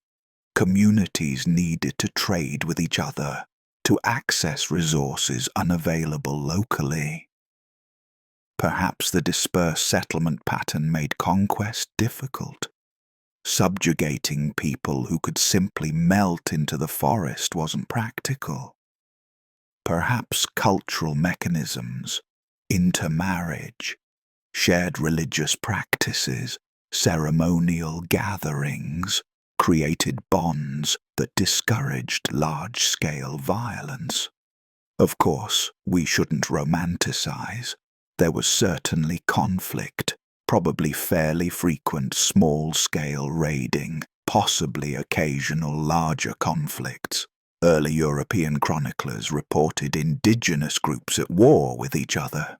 But the archaeological evidence doesn't show the massive fortifications, weapons production, or systematic violence seen in some other ancient civilizations. What held this civilization together wasn't political unity, but cultural and economic interdependence, shared technologies, the raised fields, the causeways, the platform mounds, provided common solutions to common problems. Similar pottery traditions, with regional variations, indicate cultural interaction and exchange of ideas. Shared cosmologies, inferred from artistic motifs and burial practices, suggest common frameworks for understanding the world even across linguistic boundaries. The civilization was also remarkably sustainable. Despite supporting millions of people for over 1,000 years, Amazonian societies didn't destroy their resource base. They transformed it, certainly, creating something different from the pre-human forest. But they maintained productivity through careful management rather than exploitation. The terra preta soils improved rather than depleted with use. The raised fields and canal systems managed water in ways that enhanced rather than destroyed wetland productivity. The agroforestry practices maintained forest structure while increasing yields of useful species. Modern sustainability scientists study ancient Amazonian land use practices, seeking insights for contemporary challenges. How did pre-Columbian peoples feed millions without chemical fertilizers? How did they maintain soil fertility in a region where soils naturally degrade quickly? How did they manage forests as productive landscapes without clear-cutting? The answers might be crucial for managing the Amazon sustainably. In the 21st century, the environmental knowledge possessed by ancient Amazonians was encyclopedic. They had to recognize potentially thousands of plant species, knowing which were edible, which medicinal, which poisonous, which useful for construction, which suitable for specific crafts. They had to understand animal behavior, migration patterns, breeding seasons, habitat preferences, to hunt effectively and sustainably. They had to read subtle environmental signals, sky colors predicting weather, river smells indicating floods, plant flowering cycles marking seasons. This knowledge wasn't written down, but it was systematic, accumulated over millennia, refined through experimentation, transmitted through teaching and practice. It represents scientific observation every bit as valid as that in literate civilizations, just preserved differently. The sophistication of their agricultural systems and infrastructure demonstrates deep understanding of hydrology, soil science, and ecology. By 1300 CE, Amazonian civilization had been developing for at least 3,000 years, with particularly rapid growth over the previous millennium. It had created some of the largest earthworks on the planet. The Amazonian earthworks collectively displaced billions of cubic meters of soil, rivaling the Egyptian pyramids in sheer labor investment. It had transformed vast landscapes through sustained human effort. It had developed sustainable systems for supporting dense populations. It had created art, architecture, and material culture of distinctive character. And it was about to be destroyed. The sound of thunder. In 1492, Christopher Columbus landed in the Caribbean, believing he had reached Asia. He hadn't, of course. He had stumbled into two enormous continents whose very existence was unknown to Europeans.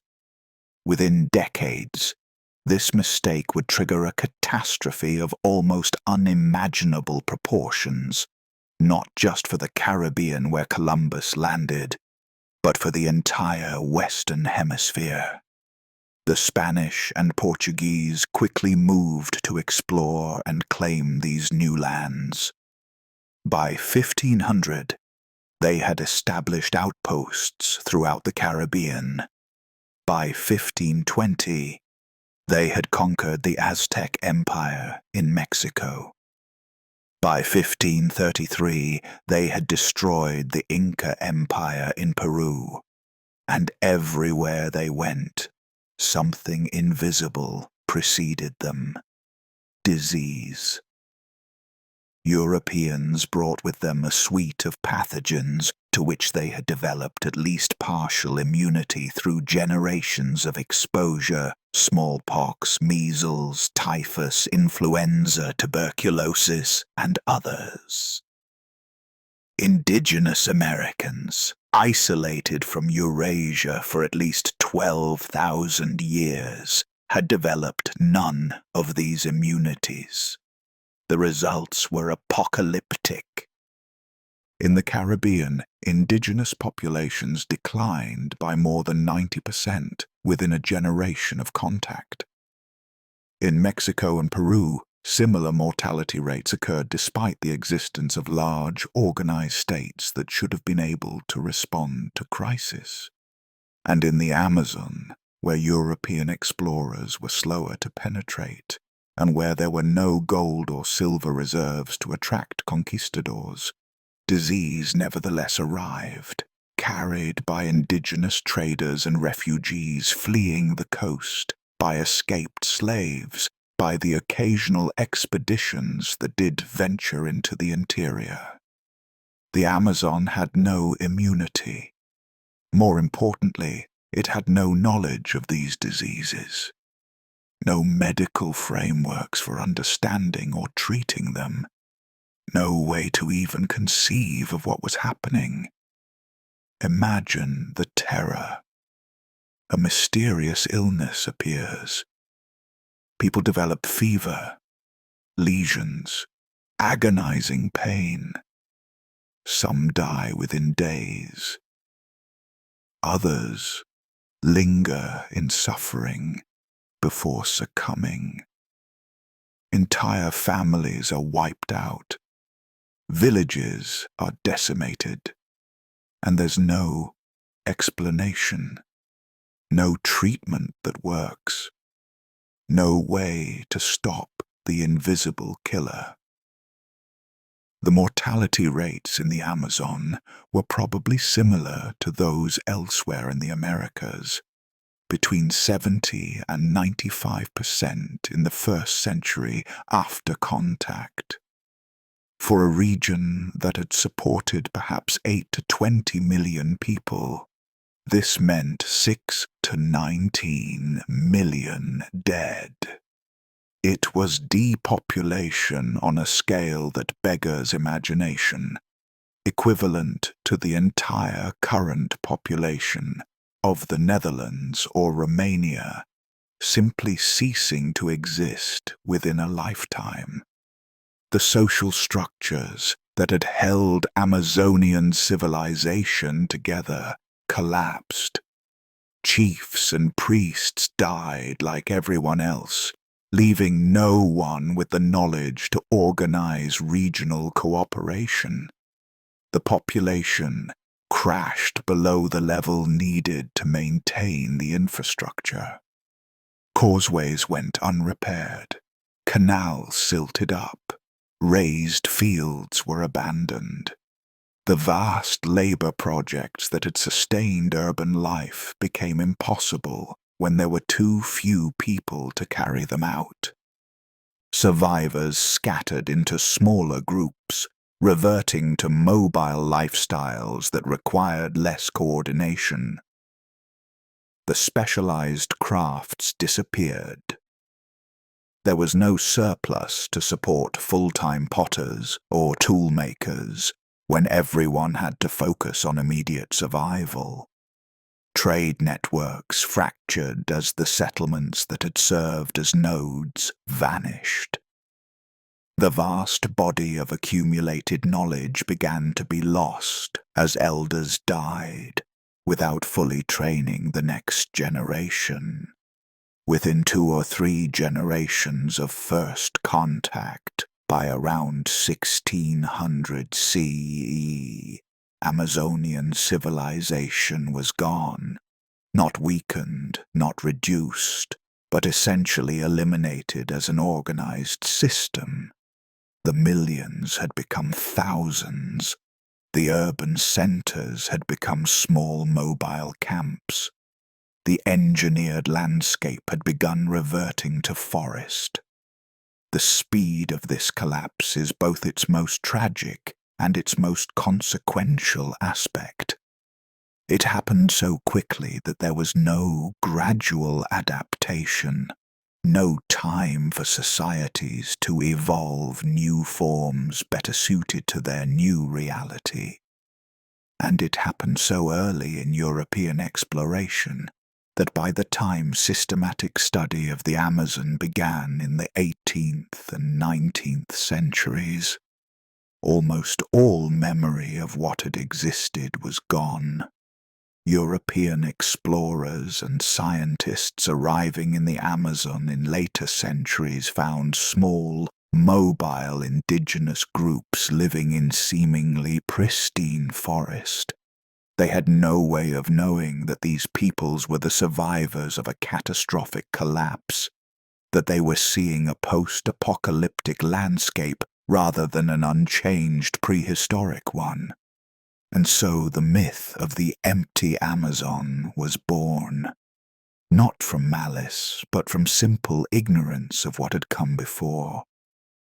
Some memories persisted, Indigenous groups told stories of ancient cities and great populations, but Europeans dismissed these as myths or exaggerations. After all, where was the evidence? The jungle had swallowed everything. The wooden structures had rotted. The earthworks, while still present, were so overgrown as to appear natural. Without archaeological methods to see beneath the surface, without LiDAR to penetrate the canopy, the evidence was hidden. A few early Spanish and Portuguese chroniclers, exploring the Amazon in the mid-1500s, did leave accounts of what they saw, and what they described suggests they were witnessing the final days of Amazonian urban civilization. Francisco de Orellana, making the first European descent of the Amazon River in 1542, reported continuous settlements along the banks, some extending for leagues. He described towns with large populations, sophisticated pottery, and abundant food supplies. Later expeditions found less and less. By 1600, the dense riverside settlements were gone. By 1700, Europeans traveling the same routes found only scattered villages. The timeline matches exactly what we'd expect from disease-driven collapse. A brief window when Europeans could still see the civilization intact or recently abandoned, followed by rapid disappearance as survivors scattered and the jungle reclaimed human spaces. The environmental impact of this collapse was profound. With human populations removed, the managed landscape began reverting to forest. But this wasn't a simple return to pre-human conditions. The terra preta remained, influencing which plants could grow. The distribution of cultivated species remained, creating a forest composition different from what would develop naturally.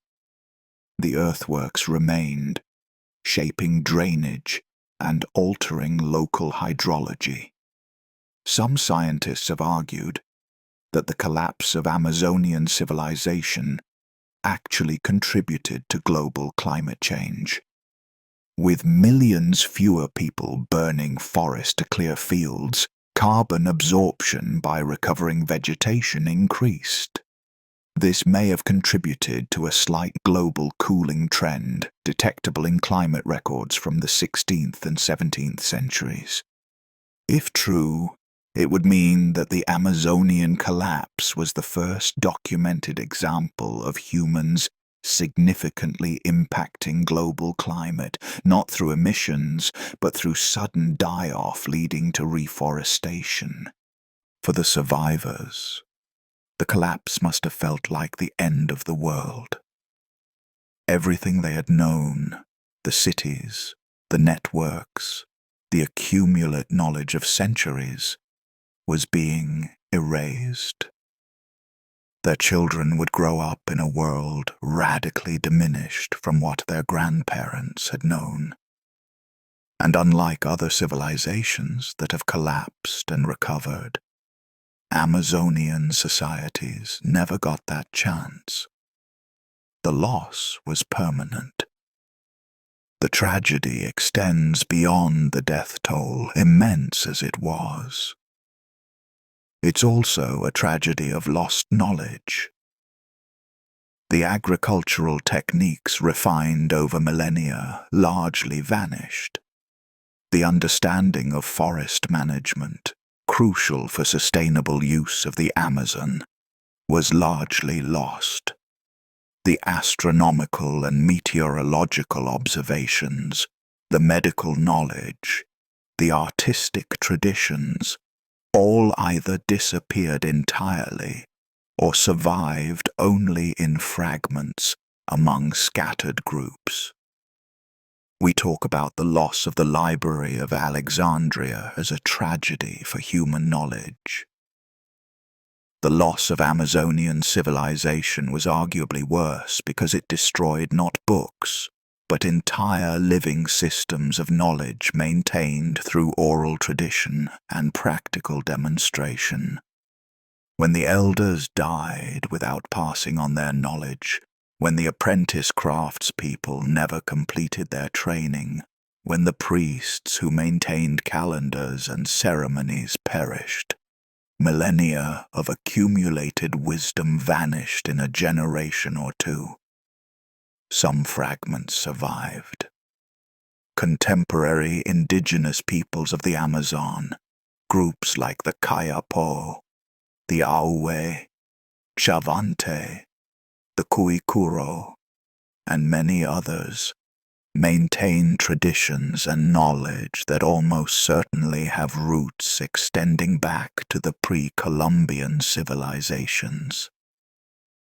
Their understanding of forest ecology, their agricultural practices, their social organizations may preserve aspects of what was nearly lost entirely. But we must be careful not to romanticize or create a false continuity. Contemporary indigenous peoples are not living fossils, unchanged remnants of ancient civilizations. They are living cultures that have adapted and evolved, that have responded to the catastrophe of contact and its aftermath in creative ways, that have agency and dynamism. To treat them simply as sources of information about the pre-Columbian past would be to deny their present reality and contemporary concerns. Still, they are links to that past. And as we work to understand Amazonian history, collaboration with indigenous peoples becomes not just ethically necessary, but scientifically essential. They retain knowledge of the landscape that archaeology alone cannot recover. They can identify ancient earthworks that appear natural to outsiders' eyes. They can interpret archaeological finds based on living traditions, and they have the most at stake in how we tell the story of the Amazon's past. Rediscovering the lost. The rediscovery of Amazonian civilization is a story of technological advancement, theoretical revision, and persistent curiosity. It began with puzzling anomalies that didn't fit the accepted narrative, accumulated into a body of contradictory evidence too large to ignore, and finally, with new technologies, revealed a hidden history that demands we rethink our entire understanding of the Amazon. The first hints appeared in the mid-20th century.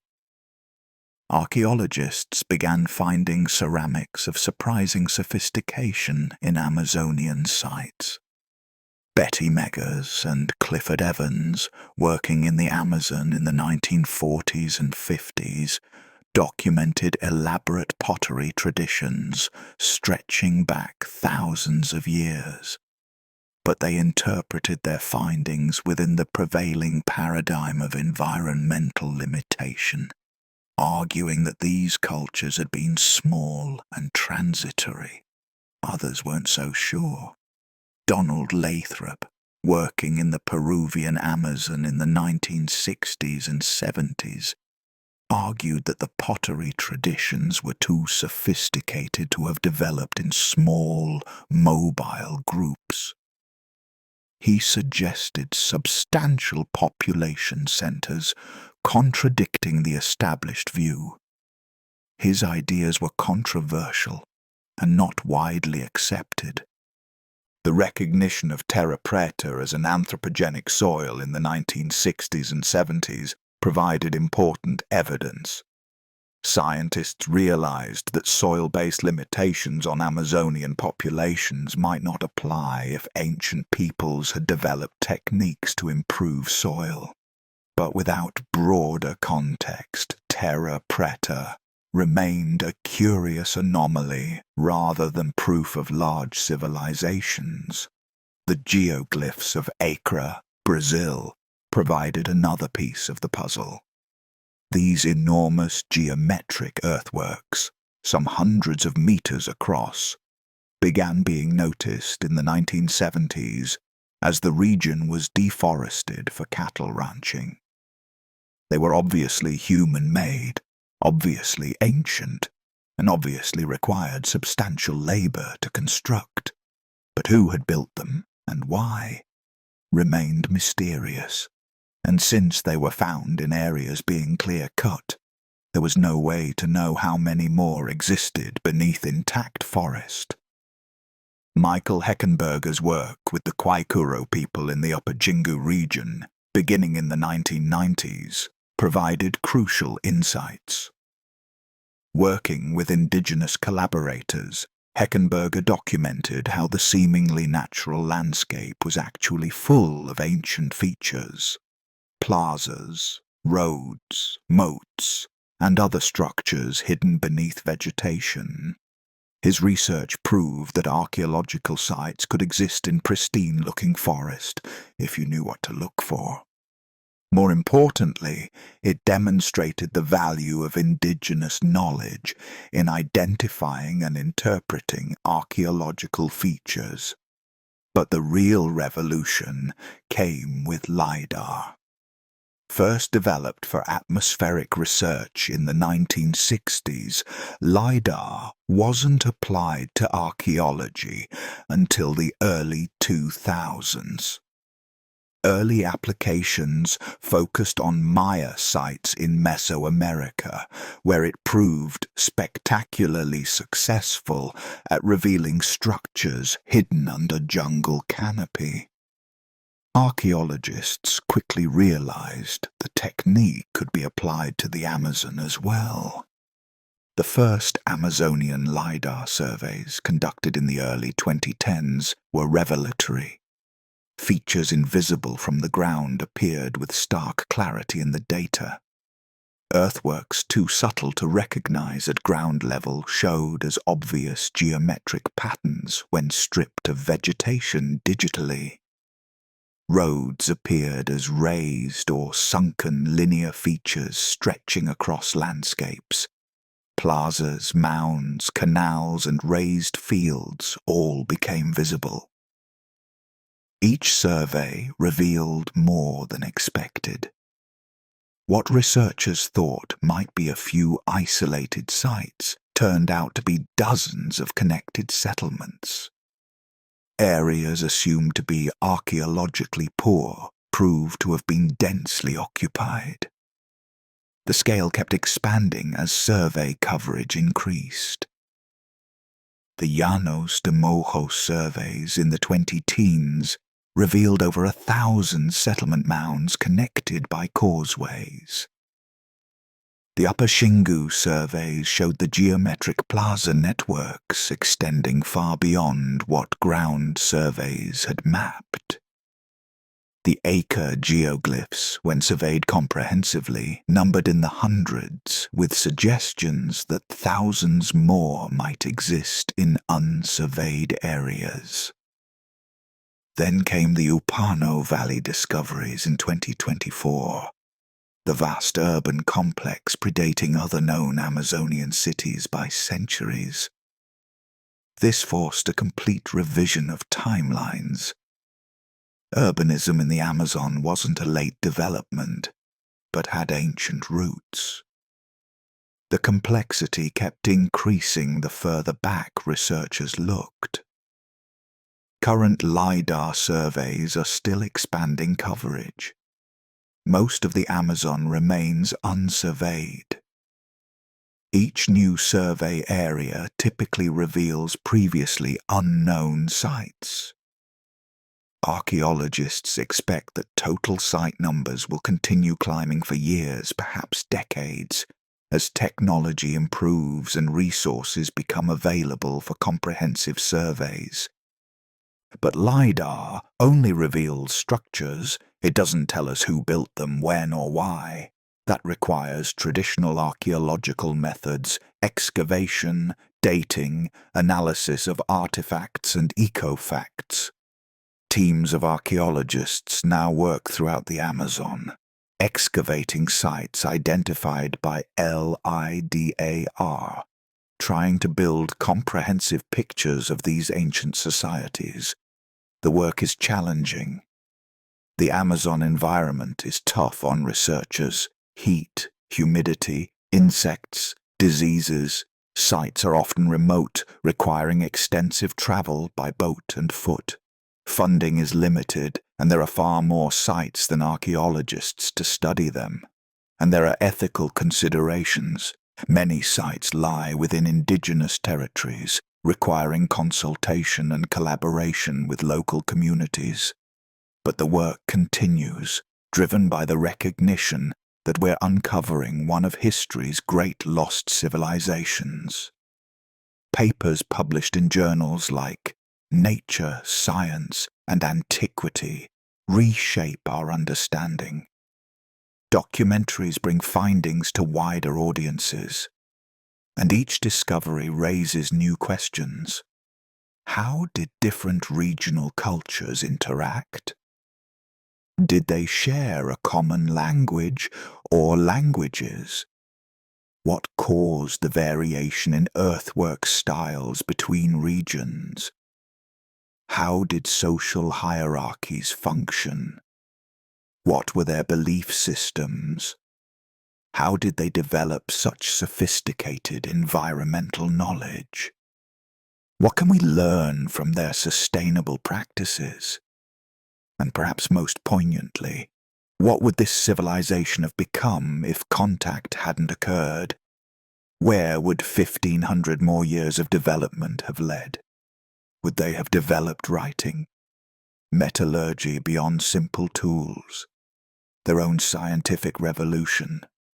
We'll never know. That future was stolen by diseases against which they had no defense.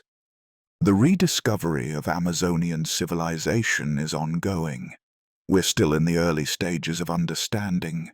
Most of the Amazon remains archaeologically unexplored. Most of the sites that have been identified haven't been excavated. Most of the questions remain unanswered. But we know enough now to say with certainty that the Amazon was home to one of the world's great civilizations. Not great in the sense of conquering empires or monumental stone architecture, but great in its adaptation to a challenging environment, its sustainable practices, its longevity, and its sheer scale. At its peak, it was home to millions of people living in organized urban societies, managing their landscape with sophisticated techniques, trading across vast distances, creating art and architecture of distinctive character. They built something remarkable, and then they lost it. Not through their own failings, but through invisible killers against which they had no defense. The tragedy of that loss still echoes. The Amazon that was. As we move toward the close of this journey through time, it's worth pausing to consider what the Amazon actually was before European contact. Not the myth we inherited, the pristine wilderness, the green desert, the empty forest, but the reality we're now uncovering. A densely populated, intensively managed cultural landscape where millions of people had created home. Picture the view from above, as if you could fly over the basin in, say, 1400 CE. You're following a major river, perhaps the Amazon itself, perhaps one of its great tributaries like the Madeira or the Tapajos. Below you, the river winds through the landscape, its Varzea floodplains spreading wide on either side during the wet season, contracting during the dry months. But what you notice immediately is that this isn't wilderness. The riverbanks are lined with settlements, not scattered huts, but substantial communities. Plazas surrounded by longhouses, platform mounds rising above the floodplain. Gardens stretch inland from the settlements, their geometric patterns clearly deliberate. You can see paths connecting settlements, see canoes on the water moving between communities, see smoke rising from hundreds of cooking fires. Pull back further, and the pattern extends for kilometers. This river corridor is essentially urbanized, a string of interconnected communities functioning as an integrated system. Trade moves along the river. Communication flows. These settlements know each other, interact regularly, probably intermarry, certainly share cultural practices and likely language. Now shift perspective to the Llanos de Mojos. From above, the transformed landscape is unmistakable. The savanna is carved into geometric precision, raised fields stretching across thousands of hectares, causeways connecting circular forest islands, canals channeling water in controlled ways. It looks almost like a planned garden, which in many ways it was. The settlements themselves rise like islands, their platform mounds clearly artificial, their positions too regular to be natural. Move to the Xingu region, and the pattern changes, but the density remains. Here, the forest canopy is broken by circular clearings, the plazas of the great settlements. Roads cut straight lines through the jungle, connecting settlements in a geometric network. From this perspective, you can see what ground-level observers miss. This is planned urban design on a regional scale, a conscious arrangement of human spaces across the landscape. The Upano Valley shows yet another variant. Rectangular platforms arranged along the valley floor, sunken roads channeling movement, the integration of Andean and lowland elements creating a unique hybrid culture. Shift perspective again, this time to the interfluves, the upland areas between major rivers. Here, the transformation is subtler, but still present. The forest composition is different from primary rainforest. Useful tree species cluster in patches that mark former settlement sites or managed groves. Trails wind through the forest, connecting smaller settlements to the major river communities. Signs of swidden agriculture dot the landscape. Clearings in various stages of use and recovery. The Amazon, you realize from this God's eye view, is a mosaic. Different environmental zones are being used in different ways, but all are being used. The population isn't evenly distributed. It concentrates in favorable zones, but it touches almost everywhere. This is an inhabited landscape, shaped by human hands as much as by natural processes. And it's not frozen in time. Things are changing, even as you watch. New settlements are being established. Existing settlements grow or occasionally contract. Causeways are being extended, connecting previously separate regions. Trade routes shift as new connections form. The civilization is dynamic, still developing, still experimenting with new solutions to old problems. The carrying capacity that scientists once thought was fixed, the maximum population the Amazon could support, turns out not to be a hard limit, but a variable dependent on technology and knowledge.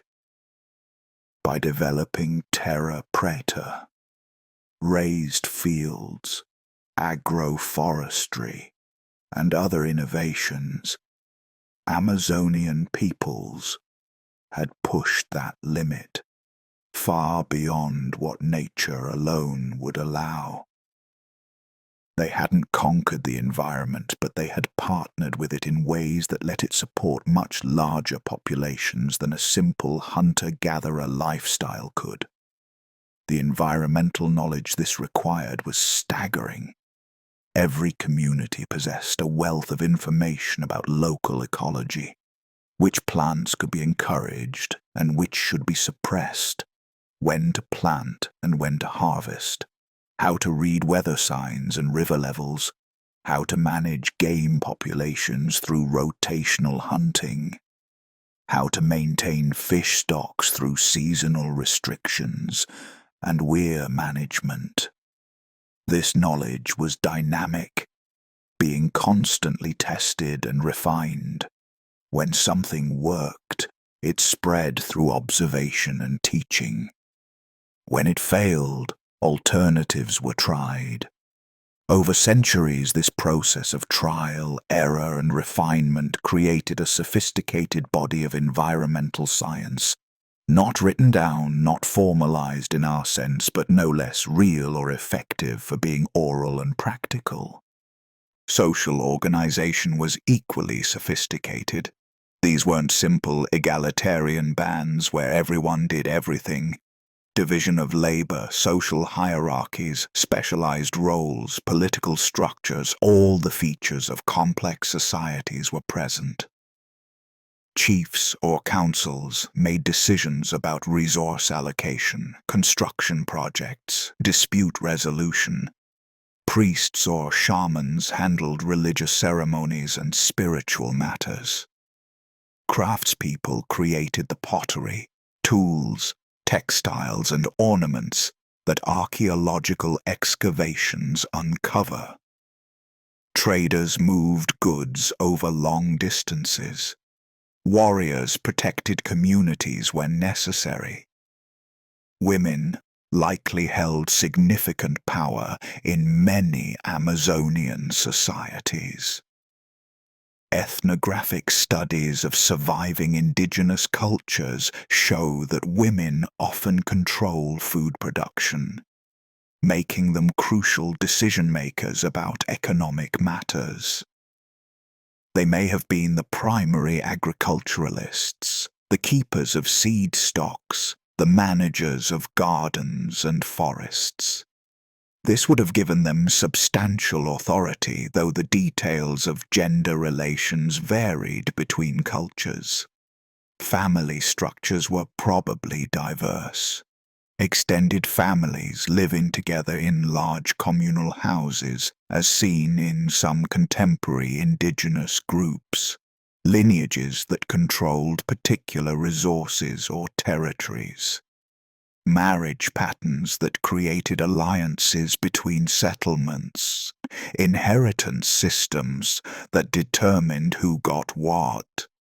All the complexity of human kinship organization would have been present. And underlying all of this, there must have been stories. Every culture tells stories about its origins, about its heroes and villains, about the meaning of existence, about proper behavior. These stories would have been told around fires at night, during ceremonies, as part of teaching children. They would have explained why the world was the way it was, justified social hierarchies, transmitted values, entertained, inspired. We'll never hear most of these stories. They died with the people who told them. But we can imagine a young person, perhaps around 800 years ago, sitting in a plaza as an elder speaks. The elder is telling the origin story of their people, how ancestors emerged from the forest, or from a sacred place, or descended from the sky. How they were given knowledge by the gods or spirits, knowledge of agriculture, of pottery, of proper ceremonies. How they came to settle in this place, building the first platform mounds, establishing the community that has endured for generations. The young listener takes this in, learning not just the story, but their place in a continuum stretching back to ancestral times and forward to future generations. They're learning who they are, where they belong, what's expected of them. The story is doing what stories always do, creating meaning, establishing identity, binding individuals into a collective. This was the Amazon that was, a place alive with human presence, shaped by human effort, full of human meaning. Not a wilderness but a home. Not untouched but carefully tended. Not simple but sophisticated. Not primitive but adapted. Refined through countless generations of lived experience. And then it ended. The diseases came, the populations crashed, the social structures collapsed. The knowledge was lost, the jungle returned. Within a few generations, that entire world was gone, leaving only the earthworks and the terra preta and the scattered survivors to hint at what had been. Lessons from the forest. What can we learn from the lost civilizations of the Amazon? In an age of environmental crisis, when the Amazon itself faces threats from deforestation, climate change, and unsustainable development, the lessons of its pre-Columbian past feel urgently relevant. First, the Amazon is not, and never was, a pristine wilderness untouched by humans. The very concept of wilderness, land without significant human influence, is problematic when applied to the Amazon. For thousands of years, millions of people lived there, modified it, managed it. The forest we see today is shaped by that history. The tree distributions, the soil characteristics, even the genetic makeup of various plant species reflect human influence. This matters because it challenges the conservation model that treats indigenous peoples as threats to nature, who must be removed or restricted to preserve wilderness. The pre-Columbian Amazon shows that substantial human populations can coexist with biodiverse forests, indeed can enhance biodiversity through management practices that increase the presence of useful species. Second, the terra preta demonstrates that soil limitations can be overcome through knowledge and sustained effort. If ancient peoples could create fertile soil in challenging tropical environments, modern agriculture could learn from these techniques. Biochar applications inspired by terra preta might offer ways to improve agricultural productivity while sequestering carbon.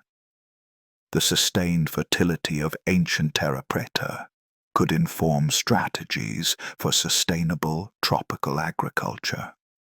Third, the water management systems of the Llanos de Mojos and other regions show sophisticated understanding of hydrology. In an era when water management is becoming increasingly critical, ancient Amazonian techniques for storing, channeling, and controlling water could provide insights for modern engineering. The raised field systems worked with seasonal flooding rather than against it, accepting environmental rhythms while mitigating their negative effects. Fourth, the longevity of Amazonian civilizations, 1,000 years or more of sustained occupation, demonstrates the possibility of long-term sustainability. These weren't flash-in-the-pan societies that exploited resources and collapsed. They built systems that could maintain themselves across dozens of generations. Whatever they were doing worked, at least until the external shock of European disease arrival. This contrasts sharply with modern development in the Amazon, which often takes an extractive approach, clear-cutting forests for short-term profit, depleting soils through intensive agriculture without replenishment, dam construction that ignores seasonal flood dynamics. Ancient Amazonians managed to support millions of people for centuries without destroying their resource base. Surely there are lessons in that. Fifth, the integration of diverse environmental zones through trade networks offers insights for regional planning. Pre-Columbian Amazonian societies didn't try to make each settlement self-sufficient. They specialized, traded, created networks of mutual dependence. Upland settlements exchanged goods with lowland ones. Forest products moved to savannas. Fish moved from rivers to interfloves. This diversified risk. If one resource failed, others might sustain the network, while allowing efficient specialization. Sixth, and perhaps most importantly, the survival of indigenous peoples in the Amazon represents a continuity with that ancient past. Contemporary indigenous groups aren't unchanged relics, but they do maintain knowledge systems, practices, and perspectives rooted in deep history. They possess environmental knowledge that took millennia to develop.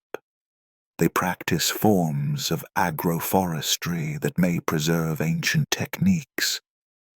They organize societies in ways that may echo pre-Columbian patterns.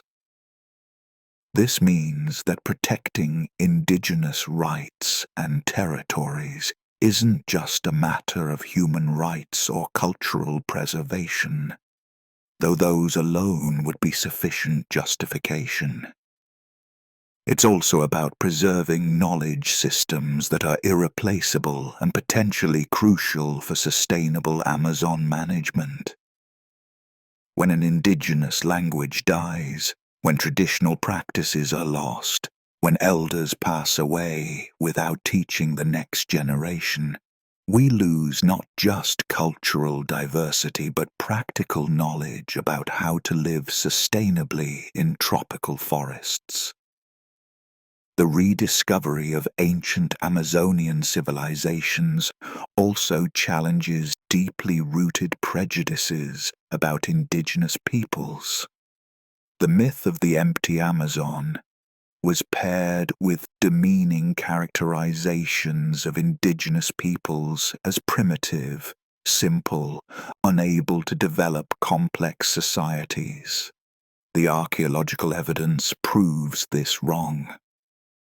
Indigenous Americans developed sophisticated civilizations that adapted to their environments in ways that European societies, transplanted to the Amazon, have struggled to match. This should inform how we approach contemporary indigenous peoples.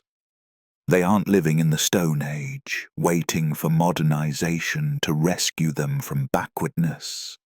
They're members of cultures with deep roots, maintaining traditions that have value both culturally and practically. Their voices should be heard not out of charity, but because they possess knowledge and perspectives that others lack. The story of Amazonian civilization also reminds us of the fragility of human achievement. Everything those millions of people built, the cities, the infrastructure, the knowledge systems, the social institutions, was nearly erased within a few generations. Impressive as their accomplishments were, they proved vulnerable to threats they couldn't anticipate or defend against. This should humble us. We live in a civilization that feels solid, permanent, inevitable. We have technology beyond anything ancient Amazonians could imagine, scientific knowledge that dwarfs theirs, power to reshape environments on global scales. But we face threats: climate change, ecological degradation, pandemic disease, that could prove as devastating to us as European diseases were to them. Their civilizations fell not through their own failures, but through bad luck and vulnerabilities they couldn't prevent. Ours could too. At the same time, the resilience of indigenous peoples who survived the catastrophe should inspire. Despite facing mortality rates above 90%, despite the collapse of their social structures, despite centuries of oppression and marginalization, indigenous peoples persisted. They adapted, preserved what they could, created new syntheses of old and new, and continue to exist as living cultures with agency and dynamism. There's profound strength in that survival. Finally, the lost cities of the Amazon invite us to reconsider what we mean by civilization and progress. The pre-Columbian Amazonians didn't build stone temples that would last for millennia. They didn't develop writing or metallurgy or wheeled vehicles or many other technologies we associate with advanced civilizations. But they did create sustainable systems for supporting large populations in challenging environments. They did develop sophisticated environmental knowledge. They did build complex societies with art, trade, social organization, and all the other features of civilized life. Maybe there are multiple paths to civilization, and the one that leads to writing and stone architecture isn't inherently superior to one that leads to sustainable agroforestry and deep ecological knowledge. Maybe what the ancient Amazonians achieved, long-term sustainability, adaptation to their environment, creation of social systems that functioned for centuries, represents a form of success as valid as building pyramids. These lessons are not prescriptions. We can't and shouldn't try to simply recreate pre-Columbian Amazonian society. The world is different now. Indigenous peoples themselves have changed and continue to change, incorporating new technologies and ideas while maintaining cultural distinctiveness. The Amazon faces challenges: roads, cattle ranches, soy plantations, gold mining, dams that didn't exist in pre-Columbian times. But we can approach the Amazon's future with more respect for its past. We can recognize that it wasn't empty, that the indigenous peoples aren't primitive, that there are ways to live with the forest rather than against it, that knowledge developed over millennia has value, that sustainability isn't just possible, but has been achieved before. The lost cities beneath the canopy speak if we listen. They tell us that the Amazon has always been home. They remind us that what was lost can inform what might be built. They challenge us to think differently about wilderness, about development, about progress itself.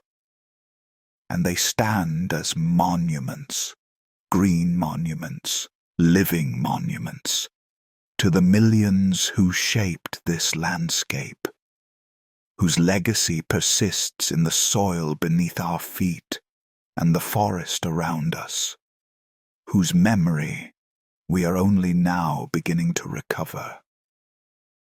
As the canopy whispers, the sun is setting over the Amazon as we near the end of our journey. Long shadows stretch across the forest floor. The canopy, lit from behind, glows emerald and gold. Somewhere, a howler monkey calls, its voice carrying across the trees. The river reflects the sky, a ribbon of orange and red winding through endless green. Beneath this beauty, the earth remembers. Platform mounds rise imperceptibly from the forest floor, their geometric forms softened by centuries of vegetation. Terra preta patches hold nutrients accumulated by generations of farmers. Raised field patterns subtly texture the wetlands. Causeways, worn but enduring, still connect what were once great settlements.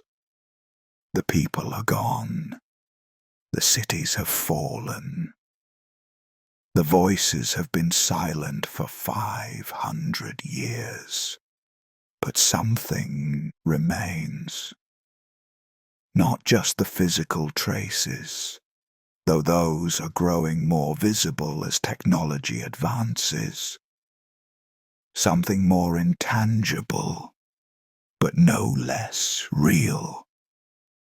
The knowledge that this landscape was shaped, that the forest was home, that what looks like wilderness is actually a garden gone wild, that indigenous people's ancestors built something remarkable here.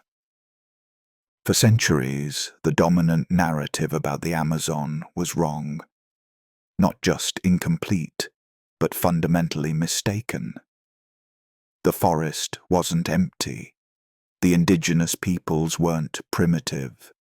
The environment wasn't impossibly hostile to civilization. All of these were myths, created by ignorance and reinforced by the erasure that disease and conquest caused. We know better now. We've seen beneath the canopy. We've read the soil. We've heard the stories and looked at the evidence and begun to piece together a more accurate history.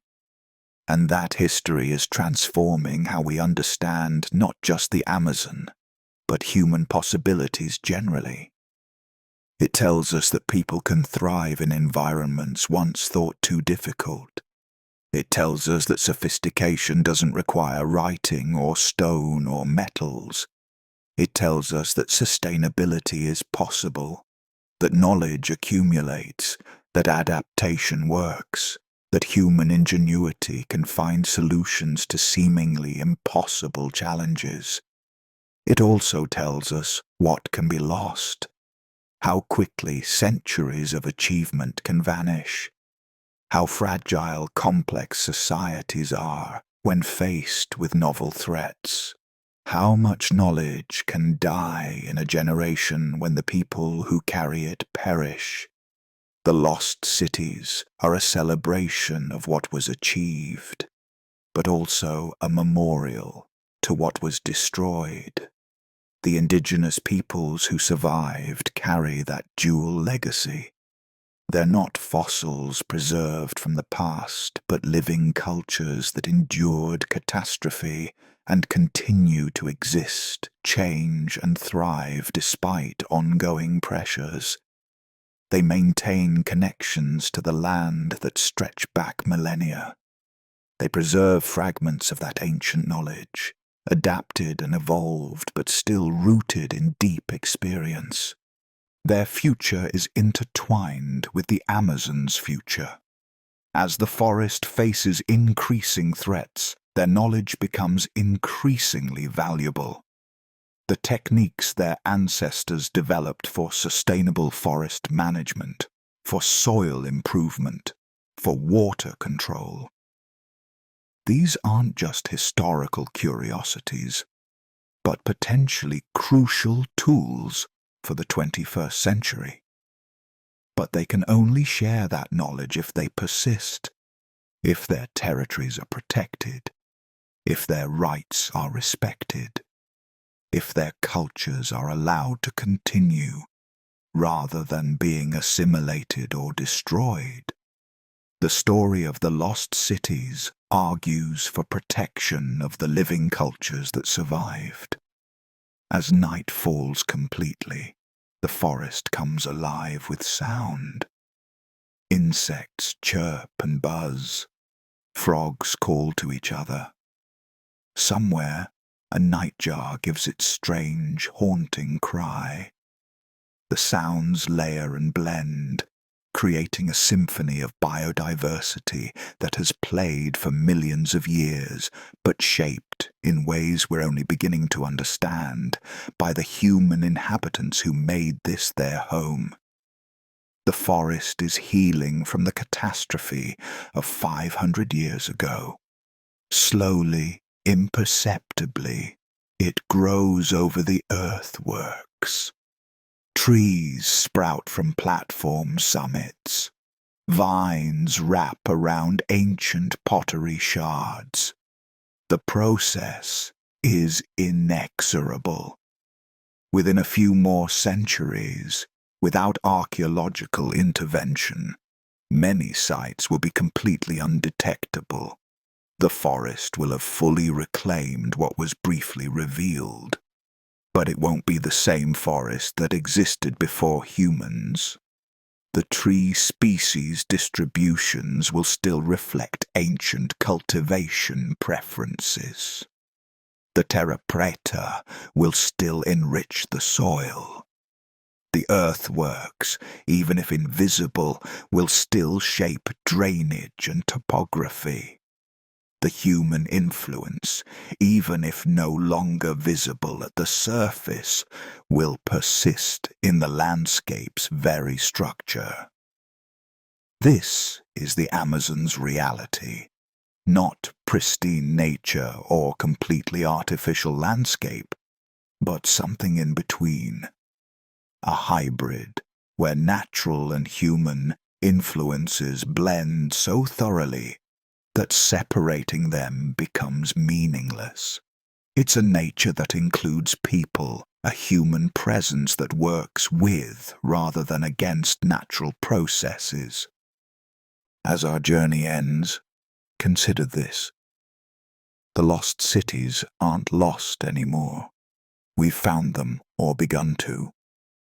They're revealing themselves through technology and persistence, and collaboration between archaeologists and indigenous peoples. The history is being recovered, piece by piece, site by site, artifact by artifact. But beyond the academic discoveries, beyond the papers published and documentaries made, there's something more profound happening. We're learning to see the Amazon differently.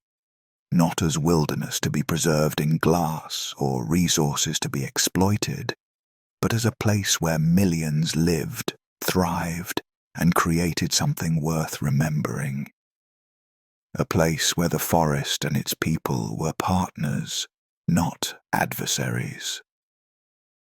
That vision of partnership between people and place, between ancient wisdom and modern science, between conservation and sustainable use, might be the most important legacy of the lost cities.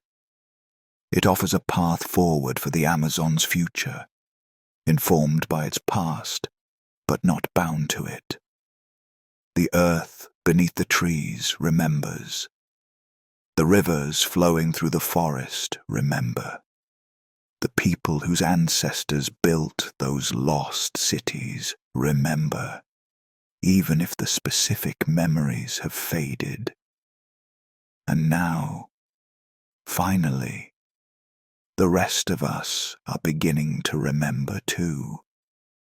The Amazon was never empty. It was home. It was garden. It was city. It was civilization, different from those we usually celebrate, but no less worthy of wonder.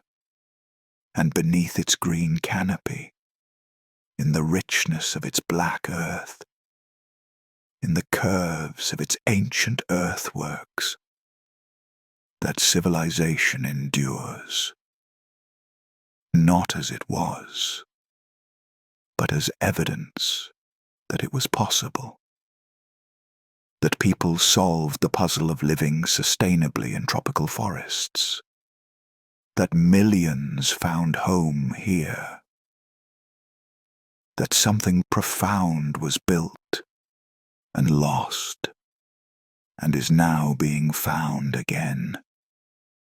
As darkness deepens and the forest settles into its nighttime rhythms, the lost cities rest beneath the canopy, waiting, patient.